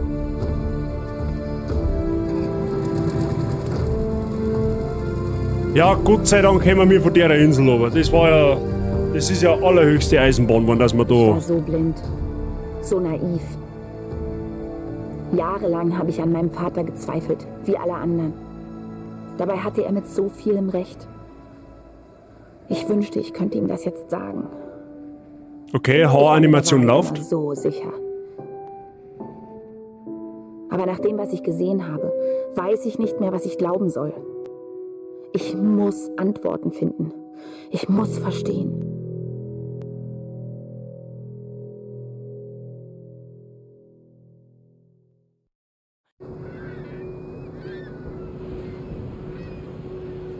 Drachendreieck, Südjapan, Tag unbekannt, 6:15 Uhr.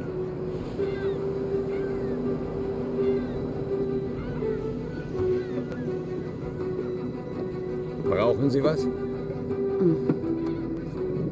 Keine Ahnung, was Sie da durchgemacht haben. Aber wenn ich Ihre Wunden und Ihren Blick sehe, will ich es auch gar nicht wissen. Naja, wir sind bald zu Hause. Okay, der Surround Sound ist irgendwie sehr dumpf am iPad und iPhone ganz anders. Ich hab mir's fast gedacht, dass es am Surround Sound liegt. Ich gehe nicht nach Hause.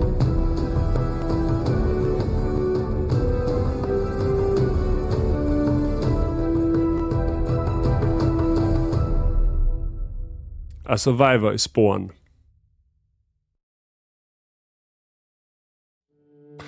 Freunde der Sonne, das war Tomb Raider.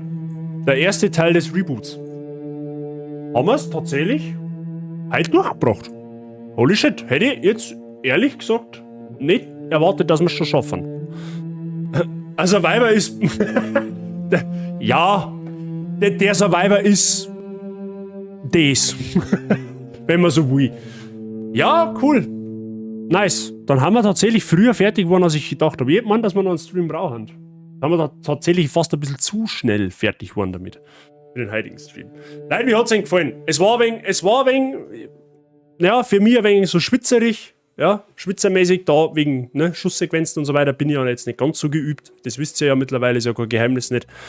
Aber ich glaube, es war anständig zum Zuschauen. Es war einmal was anderes. Ja, mehr oder weniger.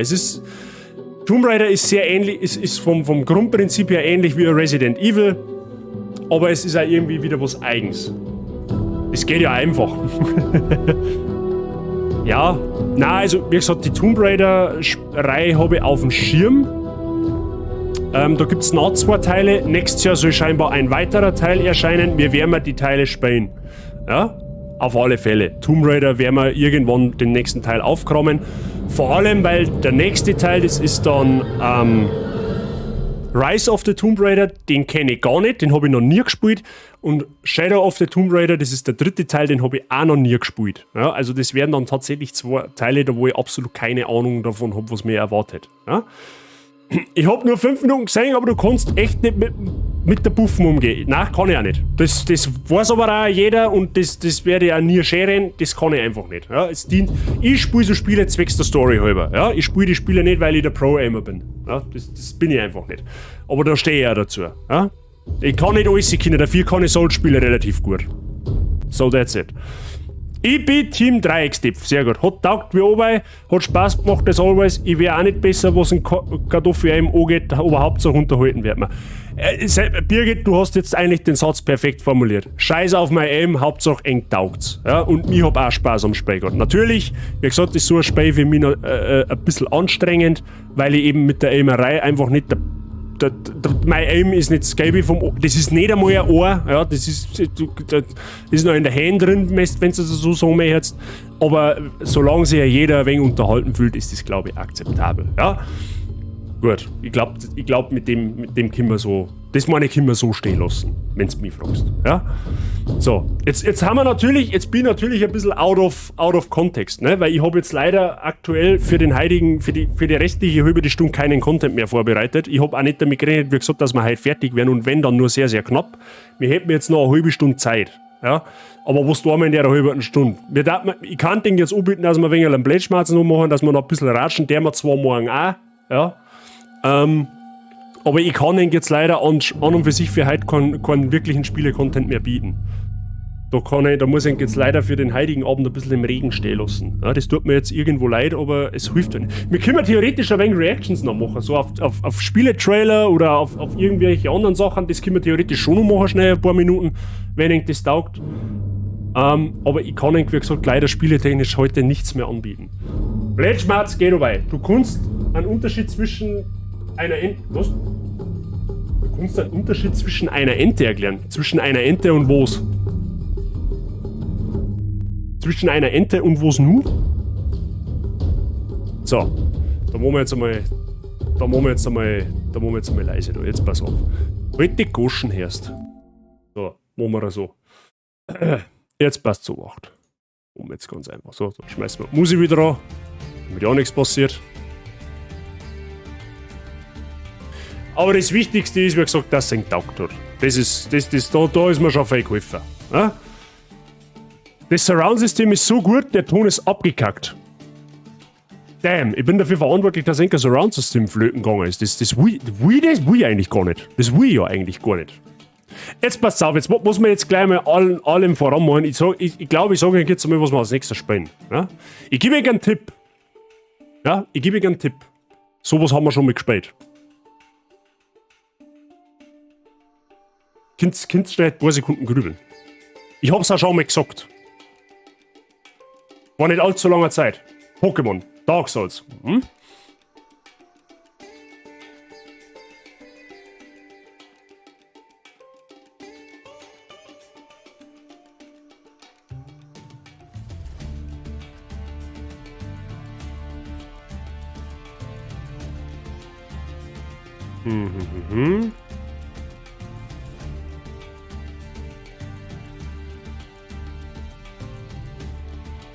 Mario Kart?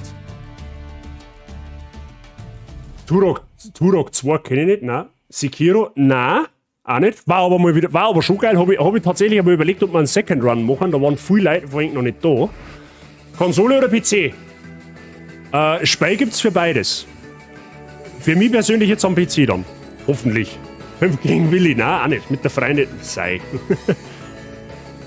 Es passiert ab und zu, umschalten auf einen anderen Eingang und es funzt wieder. Okay, das soll aber eigentlich auch nicht sein, wenn du mich fragst. Aber Hauptsache, ich mach's euch nicht kaputt, das ist das Wichtigste. Also bis jetzt hat keiner ins Schwarze getroffen, was das so geht.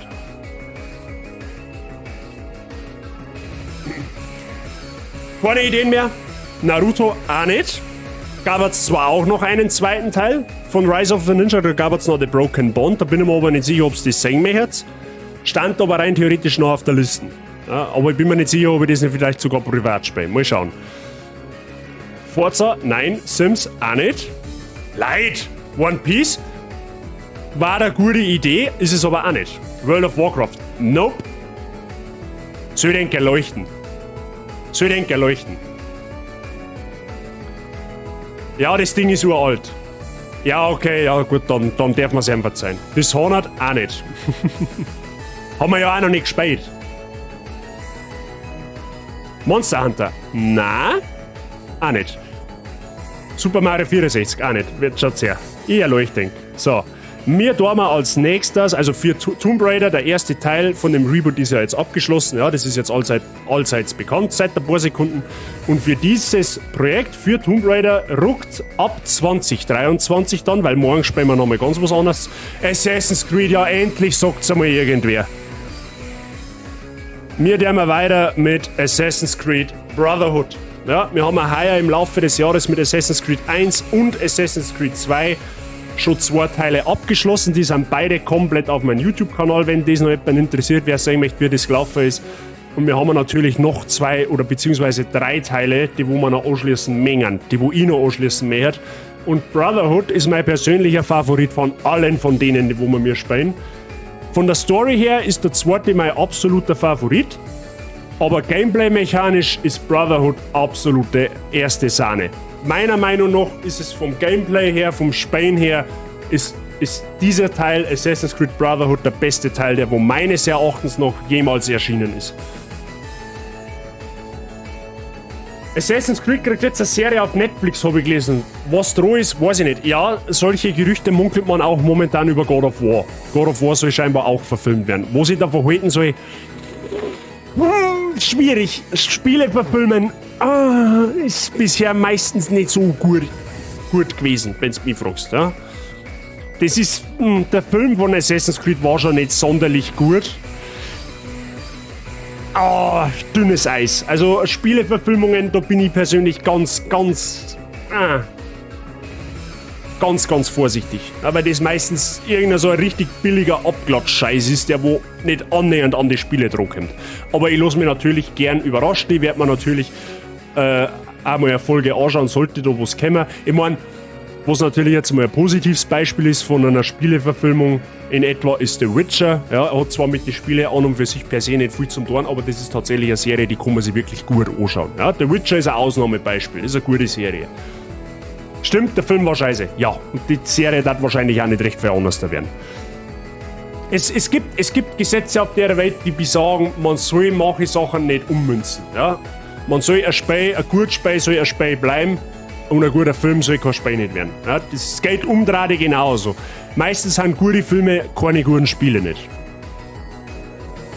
Oder Pokémon Staffel 1. Das ist Kindheit, ja? Das zählt nicht. Der Herr der Elemente, das Kapitel Wasser als Verfilmung ist 0,5 von 5 Sterne. Ich habe da leider nichts dazu, weil ich mit Avatar absolut nichts am Hut habe. Ich habe noch nicht einmal eine Folge gesehen davon. Ich habe mir sagen lassen, das ist eine Bildungslücke, aber I'm sorry.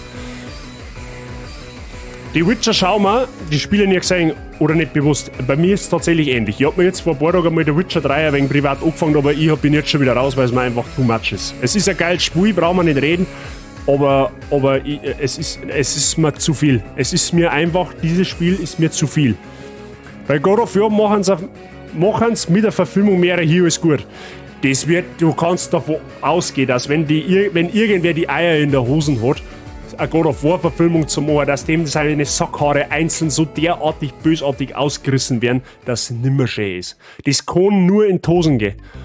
Das kann nur in die Hose gehen. Das bei Resident Evil haben sie auch gemeint, hey, super Idee, wenn wir das verfilmen. Ja, genau. Schau mal, wie gut, dass die Filme wirklich haben.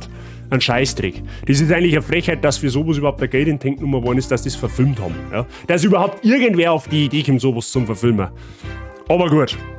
Das bestimme ja nicht ich. Ne? Far Cry, der Film ist so schlecht, die Raubkopierer-Community hat sich geweigert, den zu... Merkst du was? Bildungslücke. Die erste Serie, für die ich komplett wach war beim Serienmarathon. Okay. Sollte man quasi Avatar, der Herr der Elemente, einmal anschauen, oder wie? Das sind doch auch wieder 300.000 Folgen, oder nicht? Der Kratos persönlich reißt ihnen den Kopf aus. Ja? Der kommt aus der griechischen Mythologie angeflogen und sendet einer Chaosklingen um. Ja? Der schlitzt auf Forsch bis hin. Also, wie gesagt, mache ich Sachen so, man halt einfach so lassen, wie es sind. Ich war da, glaube ich, überhaupt kein Fan nicht davor, wenn die Plugtail filmen. Da haben wir nämlich schon mal drüber diskutiert, wenn wir das Projekt beendet haben. Ne? Plugtail Requiem, wie wir beendet haben, haben wir eben gesagt, das glaube ich ist keine gute Idee, dieses Spiel zu verfilmen. Obwohl es wirklich, wirklich spielfilmreif war, das Spiel.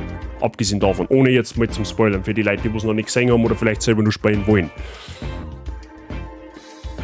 150 Folgen, das geht aber eigentlich. Ich hätte jetzt gemeint, es sind so 400-500 Folgen. So viele Folgen sind es, glaube ich, gar nicht. Okay? Ja, muss ich mal lernen. Hey, ich muss, ohne Scheiß, ich nehme seit meiner Operation vor, dass ich One Piece einmal weiterschaue. Ich bin jetzt schon wieder 45 Folgen hinterher und ich komme einfach nicht dazu. In One Piece ging es gerade so derartig ab. Im Manga habe ich mir sagen lassen, ich lese ja keinen Manga nicht. Und der Anime ist ja auch momentan on Pixar und ich komme einfach fucking nicht dazu, das zum Schauen. Weißt du, jetzt ist Winterzeit. Wie soll denn das im Sommer werden? Da komme ich ja zu gar nichts mehr. Da kann ich froh sein, wenn ich noch zum Schnaufen komme, so auf die Art. Aber gut, das sind halt nicht nennenswerte Probleme. Gut. Nein, aber wie gesagt, mit dem wir mit Assassin's Creed Brotherhood weiter. Ich glaube, es ist für mich vor allem ein Projekt, wo ich auch mal wieder ein wenig durchhängen kann. Ja, also so in letzter Zeit war es ja recht schusslastig. Ja, wir haben jetzt Tomb Raider gehabt, wir haben noch The Last of Us, wo sehr auf Schießen ankommt und wo es aber auch wirklich gut ist, The Last of Us. Und Assassin's Creed ist für mich jetzt tatsächlich ein Titel, da wo ich auch mal wieder ein bisschen runterkommen kann. Ja, das ist ein wenig durch Gegend Schleicher, durch Gegend Schnetzeln, da wo ich nicht ganz so stark auf Pro-Gaming angewiesen bin. Und ich glaube, das ist dann auch zum Zuschauen wirklich wieder eine geschmeidige Sache. Ja. 2023 wird sehr, sehr zauberhaft starten. Ja. Ich glaube, wenn ich es jetzt richtig im Kopf habe, wird man mit Assassin's Creed dann nächsten Mittwoch anfangen. Ja. Nächsten Mittwoch, voraussichtlich, sehr wahrscheinlich sogar. Ich nehme mir One Piece ewig lang vor und komme auch nicht dazu. Das letzte war der Kampf gegen Katakuri. Ja, da hast du ein bisschen was aufzumalen. Von Avatar her der Elemente circa von Legende von Korra Nachfolger kann man sicher mal 150 draufsitzen oder so. Ja, es geht ja jetzt nur um Avatar, um den Herr der Elemente, oder?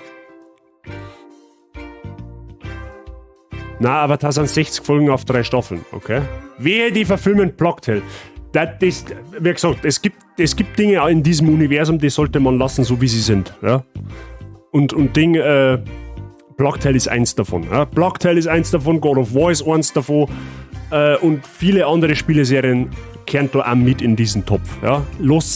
Liebe Filmemacher, lasst die Finger davon, ihr verbrennt euch nur. Ja? Assassin's Creed habe ich auch mal angefangen, aber schon lang her. Weiß auch nicht, welcher Teil das war. Schon 10 Jahre her. 10 Jahre war 2012. Kann Brotherhood gewesen. Ah, Quatsch. Kann's Dreier oder Revelations gewesen sein. Eins von denen zwei. Brotherhood ist, glaube ich, 2010 gekommen. Oder 11. Ich weiß nicht mehr genau. Das ist wirklich schon lang her. Aber wie gesagt, die Deathman-Story, also sprich Assassin's Creed 1, der 2er, Brotherhood, Revelations und der 3er, also diese 5 Spiele, ist wirklich eine geile Spielerei. Wie gesagt, die Neuen, da bin ich raus. Ich bin nach Black Flag abgebogen, weil das für mich dann nichts mehr mit Assassin's Creed, oder nicht mehr viel mit Assassin's Creed zum Tun hat. Die Neuen haben eher einen Charme wahrscheinlich. Ich werde es nicht spielen, weil, ja, aus Gründen für mich ist die Geschichte zu Ende erzählt. Schauen wir mal, wie dann das Neue wird, was, jetzt weiß ich nicht, kommt das Ende nächsten Jahres oder Anfang 2024, das ist das Assassin's Creed Mirage. Da haben die Entwickler gesagt, sie gehen back to the roots. Schaut da im Trailer noch auch sehr aus wie ein altes Assassin's Creed. Wenn das gut wird, spielen wir das mit Sicherheit einmal im Stream, aber auf Brotherhood freue ich mich jetzt tatsächlich. Ja, wir haben es eigentlich ziemlich lang ausgezögert, da haben überall lauter andere Projekte dazwischen gerutscht, die wo relevanter waren oder die wo ich halt in dem Moment vorhin gesehen habe. Aber jetzt so, gerade nach Silvester, ein wenig gemütlich Assassin's Creed spielen, meine ich so zauberhaft die Sache. Bin also auf die Warhammer-Serie von Cavill gespannt. Das kann fast nur in die Hosen gehen, auch wenn ich am Cavill vertraue, dass er es gescheit macht, weil der die Lore kennt und selber ein Nerd ist. Ja, aber ein Spiel ist halt kein Film, das ist halt das Problem. Du kannst nicht aus einem guten Spiel automatisch einen guten Film machen. Das ist in ganz wenigen Ausnahmefällen, hat das funktioniert. Wie eben The Witcher, ne? Da hat es halt funktioniert. Aber wahrscheinlich auch nur, weil die Handlung komplett anders ist wie, ne? Ich hab noch eine Spieleverfilmung im Petto, die ist so schlecht und muss genauso sein. Was werden das sein? Portal? Hostal oder meinst du Portal? So, ich hau mir eine gute Nacht beieinander. Cube, du bist der Merci dafür. Gehst du schon ins Bett um 4:07? Lebt mich am Arsch. Du hast aber eine gute Zeit. Merci dir fürs Zuschauen. Ich wünsche dir eine angenehme Nacht und einen angenehmen Abend. Danke dir. Vielleicht bis morgen. Warhammer ist kein rein Spiel, das ist ein Tabletop und vieles andere.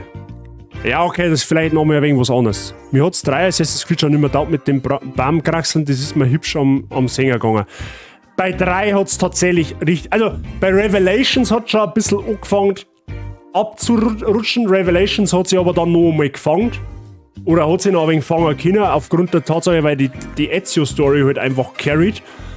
Aber bei 3 hat es dann richtig angefangen, dass es langsam in die verkehrte Richtung geht. Ja? Und da bin ich auch bei dir, der 3er ist von den ganzen Assassin's Creed-Spielen, die wir mir spielen werden, ist mit Abstand der schwächste Teil. Ja? Aber den nehmen wir halt irgendwann der Vollständigkeit halber halt noch mit. Ne? Bei Indiana Jones hat es auch ganz gut funktioniert. Nein, Apostel, schau dir das Spiel offstream mal an. Okay. Indiana Jones kann ich tatsächlich nicht beurteilen, habe ich noch nie angeschaut, tatsächlich. Und bitte frag mich jetzt nicht, was Warhammer ist, ansonsten hast du 3 Jahre Zeit. Ja, das ist so, das ist doch auch das, was der Birger da zusammenbastelt hat und zusammengemalt hat, oder? Das ist doch also ein ewig langes Drum, meine ich, oder? Also ewig weit verzweigt. Ja, dann weiß ich schon. So in etwa, ne? So richtig drin bin ich da natürlich nicht, aber...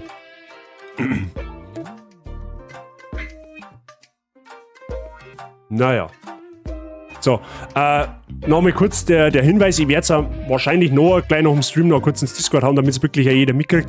Wir streamen ja morgen wieder, der war angesetzt auf 9:30, das verschiebt sich um 1 Stunde ungefähr nach hinten. Ja, also ich fange zwischen 10:30 und 11 erst an, weil ich privat noch was erledigen muss. Aber ich komme morgen definitiv live. Ja, die 1 Stunde, wo ich später anfange, hänge ich natürlich hinten dran. Ja, also wir werden da morgen ungefähr bis um 2 oder 3 vielleicht sogar streamen. Also ich komme morgen auf alle Fälle live, es wird nur eine Stunde, 1,5 Stunden später. Ja? Also wir machen auf alle Fälle morgen Jahresabschluss plus Pledgematch. Wir zocken morgen ein ganz anderes Spiel noch an. Das habe ich schon ungefähr ein halbes, dreiviertel Jahr auf der Scheibe, wo ich einmal spielen möchte. Und zwar ist das Hollow Knight. Hollow Knight ist quasi ja ein düsteres Souls Jump'n'Run, wenn ich das so sagen soll. Ja, ich weiß nicht, wer Hollow Knight kennt. Das hat die liebe Fichterli schon mal gespielt. Das ist sozusagen also ein bisschen ein Kulanzfall für der Fichterli ihr Wunsch gegeben, weil wir das noch in einer Dreiviertelstunde aufgehört haben. Jetzt bin ich ja da noch ein bisschen entgegengekommen. Und hab gesagt, hey, pass auf, wir zocken mal Hollow Knight einmal an, spielen wir es einmal eine Stunde, 1,5, schauen wir es uns einmal gemütlich an, das zählt dann zu deinem Wunschgame oder zu, dann passt das wieder. Ich hab das Spiel schon länger im Visier, war mir aber nicht sicher, ob man es holen möchte, weil ich mir nicht hundertprozentig sicher bin, ob es was für mich ist. Da es aber jetzt im Game Pass ist das kein Thema nicht, weil ich kein Geld nicht zahlen muss dafür. Und das schauen wir uns morgen einmal eine Stunde, 1,5 an, was das Spiel also kann, wie es mir liegt, und eventuell wird das dann auch mal ein Projekt. Wer weiß. Ja? So werden wir morgen anfangen, gemütlich, und dann wird man hinterher einen Jahresabschluss schmeißen, da lassen wir das ganze Jahr dann einmal Revue passieren, was so gewesen ist, wie es sich so entwickelt hat, was so angestanden ist, was kommendes Jahr alles ansteht, das wird es auch morgen alles erfahren. Da haben wir einiges zum Schmerzen, glaube ich. Ja, gemütlicher Blättschmerz zum Jahresabschluss, meine ich, ist noch nie verkehrt gewesen. Ja, ich Schleimheit, der Nachbar feiert seinen Geburtstag, ich wünsche euch was. Mr. Werb, ich wünsche dir einen schönen Abend, eine schöne, angenehme Party bei deinem Nachbarn. Merci dir fürs Zuschauen und ja, lass dir gut gehen. Hoffentlich bis morgen. Habe die Ehre. Gut, sonst habe ich jetzt eigentlich an und für sich nichts mehr zum Sagen. Es gibt eigentlich jetzt nichts Großartiges nicht.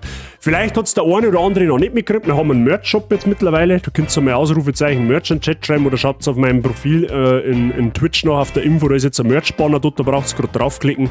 Könnt ihr mal anschauen. Vielleicht hat es der eine oder andere am Weihnachtsstream nicht mitgekriegt. Ist jetzt mittlerweile offiziell. Genau. Das Hollow Knight klingt nach Stress, hab's gerade googelt. Das war genau der Punkt, warum ich gesagt habe, ich bin mir nicht sicher, ob ich spielen will. Ja, aber durch das, dass halt jetzt im Game Pass ist, ist es quasi gratis und deswegen schauen wir es uns einfach einmal an. Ja. Wenn es mir dann nicht liegt, dann spiele ich es entweder gar nicht oder nur privat. Das ist morgen sozusagen einmal ein Testballon. Ja. Und so ein Stündel können wir uns das, glaube ich, schon gut antun. Schauen wir einfach mal. Ausrufezeichen Merch. Wenn, dann schreiben wir es schon richtig. Ja, das soll ja nicht ins Lächerliche gezogen werden. Ja? Aber gut. War gerade nicht da, habe jetzt eine Ankündigung schnell angeschaut, bevor ich nochmal nachfrage. Was? Ach so, die wo ich eingeschrieben habe, war man heute nicht geschrieben, am Montag. Nein, so kann gar nicht sein. Sonntag auf die Nacht, nach Weihnachten. Stimmt, die habe ich nach Weihnachten reingehauen. Ja, manchmal geht auch mal was unter, das ist überhaupt kein Thema nicht.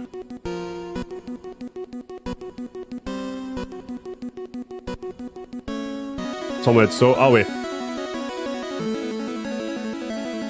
Naja. Schauen wir mal. Jetzt ist das Jahr fast um. Das Jahr ist vergangen wie sonst Depsi. Also, ich habe mich jetzt letztens erst unterhalten mit meinen Schwiegereltern. Also, so Gefühl war ich jetzt erst, also es war ja, ne, ist Weihnachten 2021 erst gewesen und jetzt ist einfach fucking 2022 so gut wie vorbei. Ja?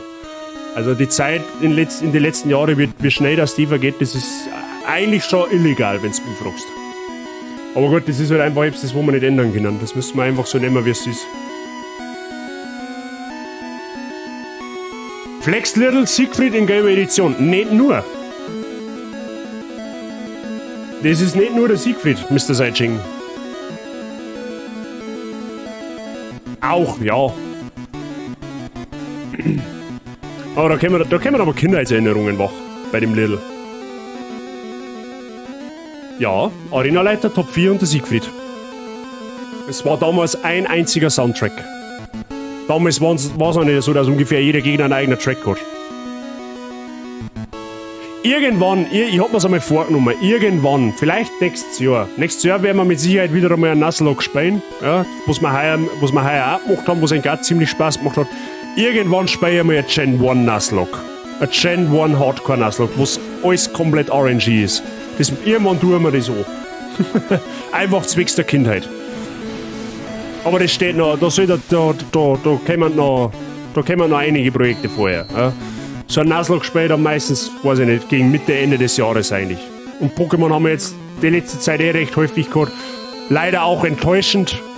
Die jetzige Generation, das war mit Abstand das schlechteste Spiel, was ich jemals kaufen habe sollen. Da kann ich mich heute noch ärgern drüber. Aber gut, das hilft nicht. Ich hab mir gedacht, Papier haben andere gehabt, ne? Waren die gleiche. Bin ich dabei mit Gen 1 Nuzlocke? Ja, da meine ich, da gehen einige Kinderherzen in uns auf. Irgendwann tun wir das an. Müssen wir mal schauen. Aber wie gesagt, bis wir wieder Pokémon spielen, da vergehen schon ein paar Monate. Wie gesagt, wir haben heuer die Rising Ruby Hardcore Nuzlocke gespielt, die wo wir ums Anschlecker nicht geschafft haben. Wir haben ein paar Monate davor haben wir Diamant und Perl Remake gespielt, was tatsächlich gut war, das hat mir auch richtig gefallen. Und wir haben jetzt vor kurzem erst im November 2 Streams gemacht bei Pokémon Karmesin. Da haben wir jetzt erstmal raus bei Pokémon. Ja, das wird, wie gesagt, Pokémon ist so ein Projekt, das kommt immer wieder mal, das wird nie ganz verschwinden, aufgrund der Tatsache, dass ich Fan der ersten Stunde bin. Aber das wird halt, es ist kein Dauerläufer nicht. Ja, das kommt hin und wieder, ab und zu einmal im Jahr oder so, kann man das einmal bringen. Aber es ist jetzt nicht so, dass ich Poketuber bin oder sowas. Gelbe Edition Nuzlocke, blaue Edition. Die habe ich auch gehabt, blau und gelb. Erst die blaue und dann die gelbe. Welche Gen 1 weiß ich, wenn ich ein Gen 1 Nuzlocke mache, dann weiß ich aber noch nicht, welche Edition. Wahrscheinlich aber rein der absoluten Kindheitsnostalgie, da ich dann wahrscheinlich sogar die blaue spielen, weil es einfach mein erstes eigens Videospiel war, was ich gehabt habe. Also wirklich mein erstes eigens richtiges. Aber gut, wie gesagt, da vergehen noch Monate, bis wir uns darüber mal Gedanken machen. Jetzt spielen wir dann erst einmal Assassin's Creed und The Last of Us haben wir auch noch. Ja, also da haben wir jetzt schon noch 2 Projekte dabei einmal, die wo wirklich hammermäßig sind. Ja, und was wir dann nächstes Jahr sonst noch alles zocken, das sage ich dann morgen. Ja, oder was ich halt einmal auf dem Plan habe. Aber als das Retro-Feeling nur die Gen 1 ja, wenn die Originale, nicht der Remake, nicht Let's Go Evoli oder Let's Go Pikachu. Wenn wir mal so Gen 1 Nuzlocke machen, dann machen wir natürlich Back to the Roots ins Jahr 1997 oder 99? 97 müsste es gewesen sein. Für die absoluten Hardcore-Flashbacks.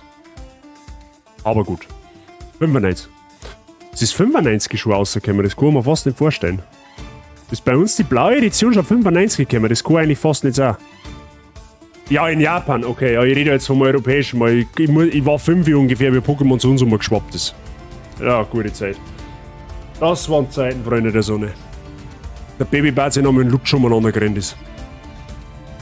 Europa, glaube ich, 96. Kann möglich sein. Ich war 4 oder 5 bin ich gewesen damals. Wo mir die Mama einen Gameboy geschenkt meine Mama und der Papa haben mir einen Gameboy geschenkt mit der blauen Edition. War sogar nicht einmal Weihnachtsgeschenk, war davor. Du warst 5, ja, das kann hingehen, ja, so ungefähr. Ich bin 92 auf die Weg gekommen, 96, 97, sowas alles Gameboy-Spielen angefangen, in etwa. Schön. Wann schön nicht sein. Gut, heute ist es auch nicht greislich, darf man auch nicht sagen, ja. Aber als Kind hat man es halt auf der Welt noch ein wenig leichter als wir als Erwachsener. Als Kind musst du noch nicht so viel abscheißen. Aber gut. So. Ja, sonst ist dabei, glaube ich, alles soweit gesagt. Projekt wisst ihr, mit was wir weiter tun im neuen Jahr. Und ich war auch, glaube ich, mit der blauen. Ja, alle so ungefähr, die halt so zwischen 27, 25, sagen wir mal so zwischen 25 und 30 Jahren, die Kinder mit Pokémon was anfangen. Ja, oder haben zumindest schon mal Kontakt gehabt damit. Ja. Aber gut. So, Leute, jetzt schau ich mal, wer live ist. Oh, da schaut es aber halt mau aus.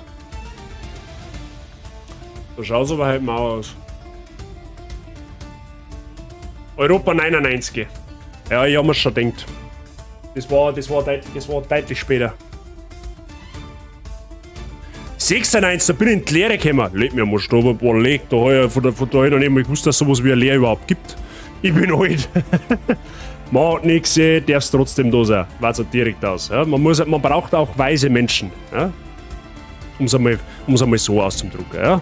Haben wir ein paar Weislinge da. Ja? Der Fido, der ist schon ein wenig älter. Der Jerry, du bist jetzt ein wenig älter. Dann haben wir einen Spotty noch, der ist ein wenig älter. Ja, macht ja nichts. Aber das Trading Card Game von Pokémon hast du nicht gesagt, oder? Nein, also am Schulhof tatsächlich nicht. Ich war eigentlich nur der Sammeltyp. Ich habe aber Sammelkarten, also das Trading Card Game habe ich mal vor 1,5 oder 2 Jahren am Tablet einmal angefangen. Das ist ja relativ simpel gewesen, aber ich habe dann irgendwann, weiß ich nicht, ich habe es dann auf einmal nicht mehr gespielt. Ja, also es ist einmal ganz interessant gewesen, weil ich mal wissen wollte, um was das sich da handelt. Aber so wirklich Karten gespielt habe ich nie. Das einzige Kartenspiel, was ich in meiner Kindheit ein wenig gespielt habe, war Yu-Gi-Oh!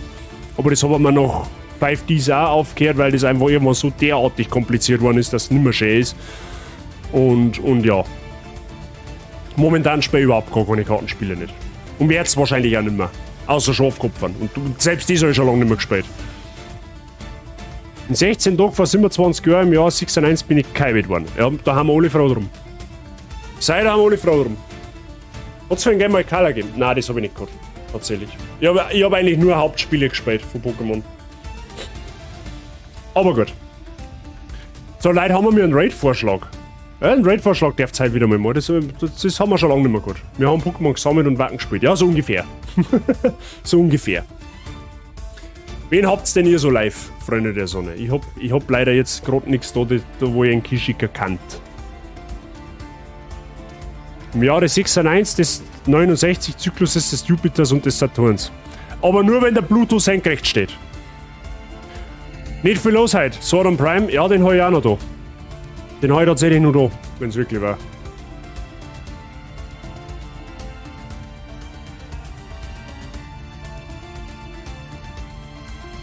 Das sowieso. Der Pluto ist wichtig. Ich leider auch nichts zum Raiden. Was ist denn heute los? Heute ist Freitag auf die Nacht. Ist der Twitch so unbesucht? What the fuck? In der Kategorie brauche ich vermutlich gar nicht schauen, weil da werde ich wahrscheinlich allein da stehen.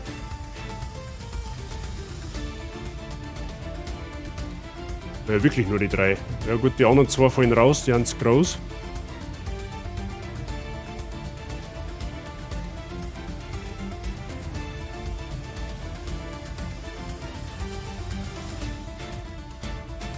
Ja, wir haben noch 2 in der Kategorie, aber... Ist sogar einer... Hey, what the fuck, der Gronk spielt auch Tomb Raider, der hat es auch gerade fertig gebracht. Lul. Hätte ich jetzt nicht gedacht. Ja, nice. Eki und Sauron. Nein, Eki mag ich nicht. Spotty um 20:15 Uhr. Ja, das kann ich nicht erwarten.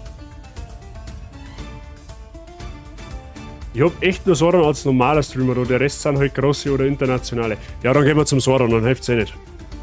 Dann raten wir einen Sauron einmal wieder. Ja, bayerischer Streamer, bayerischer Retro-Streamer, so muss man sagen. Ja.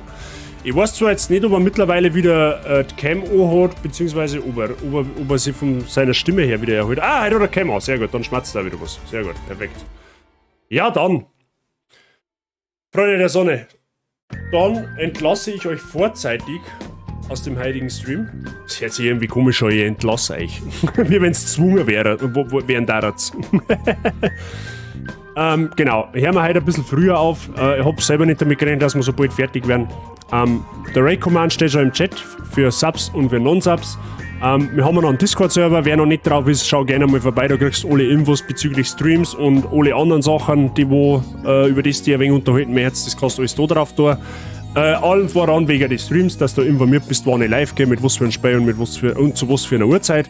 Gerne auch noch kostenlos einfolgen, wenn du das noch nicht da hast und dir das ein wenig gefällt, was ich da betreibe, ja. Kostenlos followen heißt mehr Support und mehr Support ist mehr gut. Und mehr Leute haben auch mehr gut. Ja, die Community soll wachsen. Das nehmen wir uns auch im Jahre 2023 wieder fest vor, dass wir wieder ein wenig größer werden, wie wir es jetzt haben. Schauen wir mal, was rauskommt dabei. Ja? Aber alles kein Zwang.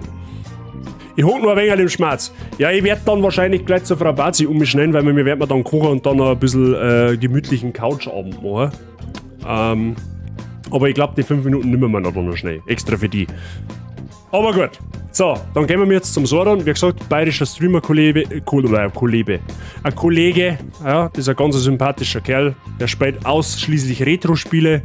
Also wer auf Kindheitserinnerungen auf dem SNES oder Konsorten steht, der schaut beim Chris einmal vorbei, lässt auch da ein wenig Liebe da, ja, aufs Herzal drucken.